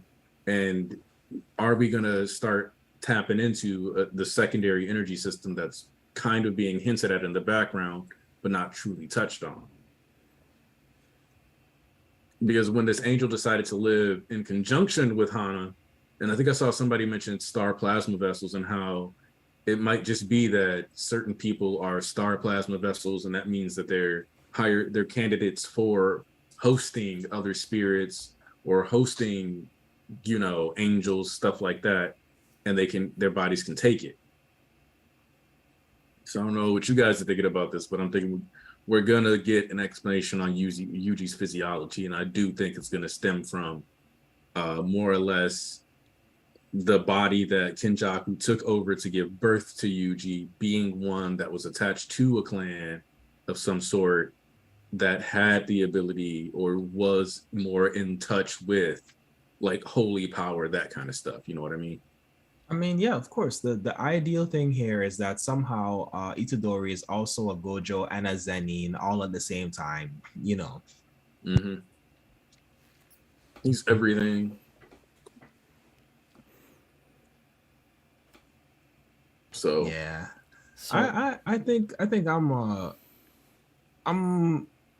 this was not as fun a chapter for me. And I'm not saying it was a bad chapter. It just was kind of very straightforward in a very mundane kind of way. It also still gives you a lot of questions, though. Like, yeah, and I think that's what not irritates me, but I think that's what kind of like makes me less enthused, because it's like you just gave me more questions. I came out of the whole Maki situation fight with questions.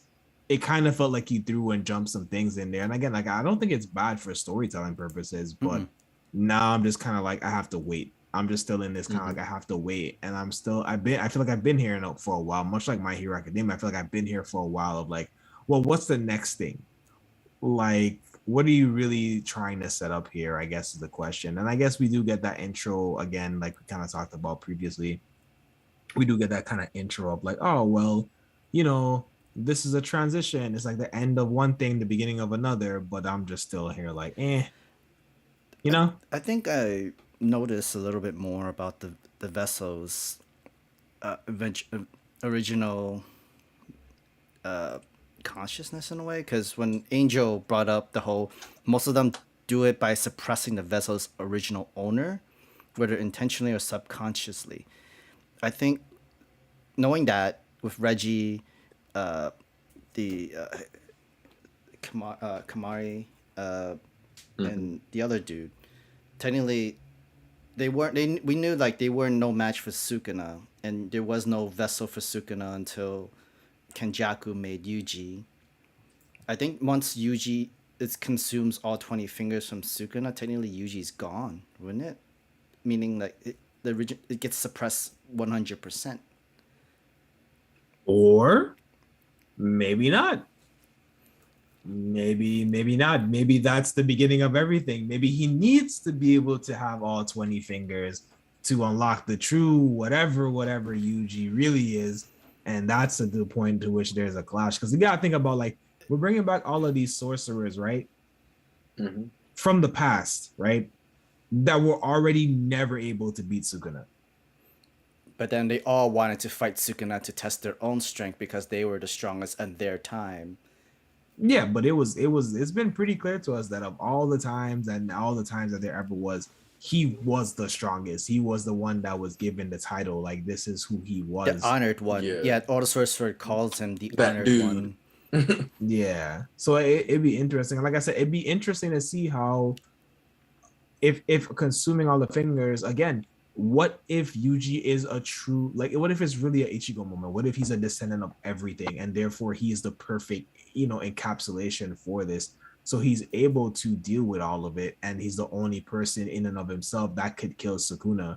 Like Yuji doesn't have anything. Like he still doesn't have his own cursed ability. Like y'all realize that, right? Like Well, now he's just now we know a it could be body. suppressing now because of Sukuna. It's even suppressing it even more, wouldn't it? Right. So what if Itadori isn't even fully realized until after the fact? You know what I mean? It isn't until the potential for it all is there that the bounds, or maybe maybe he has seals and constrictions on him that are connected to the max power of Sukuna, which I mean, far stretched, but it'd be interesting. That might be a negotiation tactic that they can utilize. Is that like they can be like, hey, at the end of the day, we still have 5 Sukuna fingers. I have 15 of them. So what if you prioritize helping us, and eventually we still take out Sukuna just later because we still need 5 more fingers. Mm-hmm. You don't want to kill me with, only 75% of Sukuna inside me, just for him to still be wandering these streets, because even 1 finger of Sukuna is a problem for a lot of sorcerers. Mm-hmm. So that's kind of where I see the negotiation tactic. It could also be Kenjaku just finding the reason why he was in China and all the other places was just because those are where the remaining fingers are. I feel like Kenjaku's network is so wide, as well as he's also a Noritoshi. I'm sorry, he's also a what was that last name? Not Zenin, not Gojo. I forgot Norotoshi's last name, but regardless, I guess they're the biggest family. They're now the top family. Yeah, now the Kamo clan is the biggest. Kamo, one. thank you. Yeah, Kamo's like the top.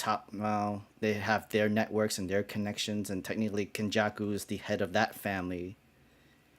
There's a good chance that the day before, where they told Noritoshi he kicked out Noritoshi from the family. Mm-hmm. Is when he was just back in order to get the research and knowledge of where the other remaining fingers of Sukuna was. It's a shame that Noritoshi can't just leave the games, though, which I feel like as soon as they get the ability to leave, he's going to get out, just because what reason does he have to be doing all this anymore? I wouldn't be trying to deal with Jujutsu Society like that. Like, I think he kind of gave up on everything, and he might as well. He still has his friends, and he was just willing to suicide himself for Maki and them and stuff like that. So yeah. that's really the only thing. His only motivation is just that let me be the stepping stone for everybody else kind of thing, which very bad mentality to have. But yeah, no, not a healthy spot. Especially when like unexpectedly known that his mom really does miss him and wants him back and all that shit like that. But I think he continues the game is because he feels like himself that he has nothing left to live for kind of thing, and if he can be a stepping stone for his friends, let it be this and stuff like that. Mm-hmm.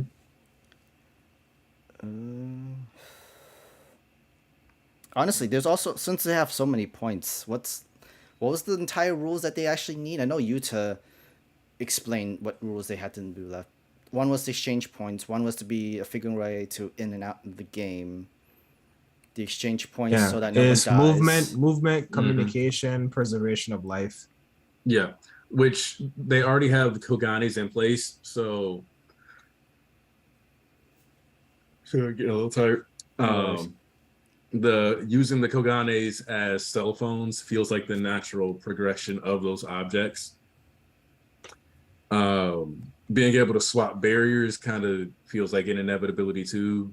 So the real question is where they would get these extra 10 points so that they can make whatever other rules they needed. Oh, because they needed to be able to make it so that players can swap out of the game. So I think what their goal would be to force the game to recognize Maki as a player so they could swap Maki and Sumiki, assuming she wants to leave the game. Because we could find out that she's been on demon time this whole time. And that's something that I feel like that hasn't really been discussed heavily. but is a distinct possibility.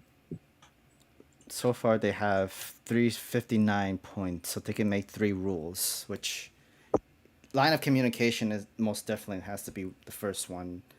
Second has to be the preservation of life, maybe. Mm-hmm. And then third one is literally just to locate people, because they still don't know where Sumaki is. Yeah, that too. Well, Kashimo gave them the ability to reveal locations of players. So they just gotta know how to ask it, I think. I thought he got the list of players of who's in there or something like that. Let me double check. I'll go back and see. It if was I can find weird it. because he made the Kagome, right? His rule made the Kagome's. Nah, listing. Everybody gets a Kagome when they join the game. Because he was like, Kagome, I want to add a rule. Da-da-da-da-da is what I want. So, went back a little too far. Let's see if I can find this real quick. It really is gonna seem like everybody's like the people that want to kill Sukuna or to fight Sukuna. It's all gonna meet in one place, and like definitely. Yuji is just straight up in the center, and then Sukuna just literally appears myself. So you were all the best of your own entire time. Bring it on! Give me what you got. I have 15 fingers in me. Just impress me, and it was just so hard for Sukuna to be impressed with people. Yuji gonna get jumped. Actually, I just realized that because of the nature of Sukuna's domain, I mean, Angel says that they cancel out curse techniques, period, so they might still be immune to it. There's also the symbol domain thing, and then the whole protection of your own stuff like that. They might be. I wouldn't say they're fully immune. They just might have more freedom than the average person inside of Sukuna's domain. Yeah. Because it's still a very wide range, like all targeting kind of thing. So yeah, I feel like it'd be impossible to dodge. He went miles. Like it was like a whole sphere of miles. Okay, so back in chapter 158, the Kagome pops up over Yuji's head and it's like ring ring ring. A player has added a new rule to the culling game. Rule 9: players shall have access to information on other players such as name, points, number of rules added, and current colony. Okay, so they don't have like exact location, but they do know where any player is that they choose to look up, more or less. Actually, we don't even know if Sumaki participate in the game. That's how you know if it's on the list or not, too. If you don't participate, you immediately get your curse. If you don't participate, you get your curse technique and remove up to a certain time of day. Yeah, you're given a time limit now. It's like, remember Megumi was like, "Yo, how long was I out? How long was I out? How long was I out?" It's just been 2 days. We still have a week, I think. I haven't kept track on the time, but yeah, I don't think more than a full week has passed in the culling game. So yeah, no, that sounds about right. I think it's 19 days is the timer. So yeah, so you still got a week and change probably. And they still need to evacuate the other humans and people that's in their colonies so that they get a chance to escape as well. So, but yeah, the difference between the JJK and the Undead Unluck is because there's no clock counter. There's no clock counter in either of them this chapter. Undead Unluck, there was no counter clock from we got from the previous chapter. So. But yeah, but I'm sure we're gonna get a time code update or something, like a date or something soon. They're gonna have to meet up again, or at least meet up with Maki in my perspective. So I think that's probably like the next couple steps. So yeah, I don't know about y'all, but I'm good for the night. I see Aniki almost clocked out on us, so yeah. I mean, I'm good. What do you guys think was the best chapter? It's okay, Aniki. It's okay. It's fair to say. Go ahead. Say it. Let's see. I'll go no shame My here. Hero Undead, JJK. What was that? I said My Hero Undead, JJK. But fair. I think Undead might have been skewed for me a little because somebody was like, Undead Unluck is like the chapter of the week. And then I read it and I was like, this was good, but I think it gained points for me because I thought of the theory of like Luna's like boss. It helped increased it, but I think the reveal of Deku's final all for one quirk Yeah. It's what gave it the extra push. Because now we don't have to think about the mysteries of all of Deku's quirks anymore. We don't have to worry about time travel Bakugo. We don't have to play the guessing game as to what's his next quirk. We can just focus on the applications of it and how the fight is going to go because of it, So I think it makes it a lot easier to be like, all right, now we just need to focus on like the narrative beats. And the only weird thing that I'll say that I've thought about is that now that we've got hard confirmation that he can infuse different aspects of his quirk with other quirks, I'm curious to see if the smoke screen quirk is going to do what I think it is going to do, which is allow him to have other people breathe in the smoke screen and get imbued with different power levels or like Fajin energy or something like that. It could also be just the last resort, even though if you don't finish in within the 5 minutes, I guess you go full paralyze, like our own Luffy doing all his gears, and needs a couple of minutes in order for him to get back up on his feet at least. And I guess the smoke can just be used to do the whole distraction. But I definitely can see the whole entire flying base touching ground. Oh, definitely. Feel like that's inevitable. Kenny? I will have to go My Hero Kaiju number 8 and the others. Yeah, I think My Hero was definitely the chapter of the week. I really appreciated what I got from Kaiju number 8, so I'm gonna give it a little nudge. And then the coolest moment was definitely, from an emotional standpoint, was definitely Rebellion and infusing all of the revenge. That was definitely like the coolest moment, but like of everything, I think it was definitely My Hero, and then I think it would be Kaiju number 8 right behind. But yeah, I'm gonna go watch that Burning Finger clip right now. I was gonna watch Mercury after this. I love the mouths and stuff all over the flames that's coming off the sword and stuff. But that's all. That's our list. Aniki, can you please give us your plugs? Aniki Smash FSP on anything you need to find me. Twitter, YouTube. If I ever get around to actually doing stuff on Twitch, all of them. Aniki Smash FSP and Church of MHA Discord. Those are the spots you will find me reliably. Links are in the live chat, guys. Yo, you can find me, you can follow me everywhere at Kendallgrantva, KNDALGRANTVA. And I got that everywhere. That's my Twitch, that's my Twitter, my TikTok, my Instagram, all of that. So go ahead and get at me. I'm working on my voice acting stuff. If you got suggestions, recommendations for improvement, or even just little challenges, I could definitely do that, man. That's normal. That's what she always does.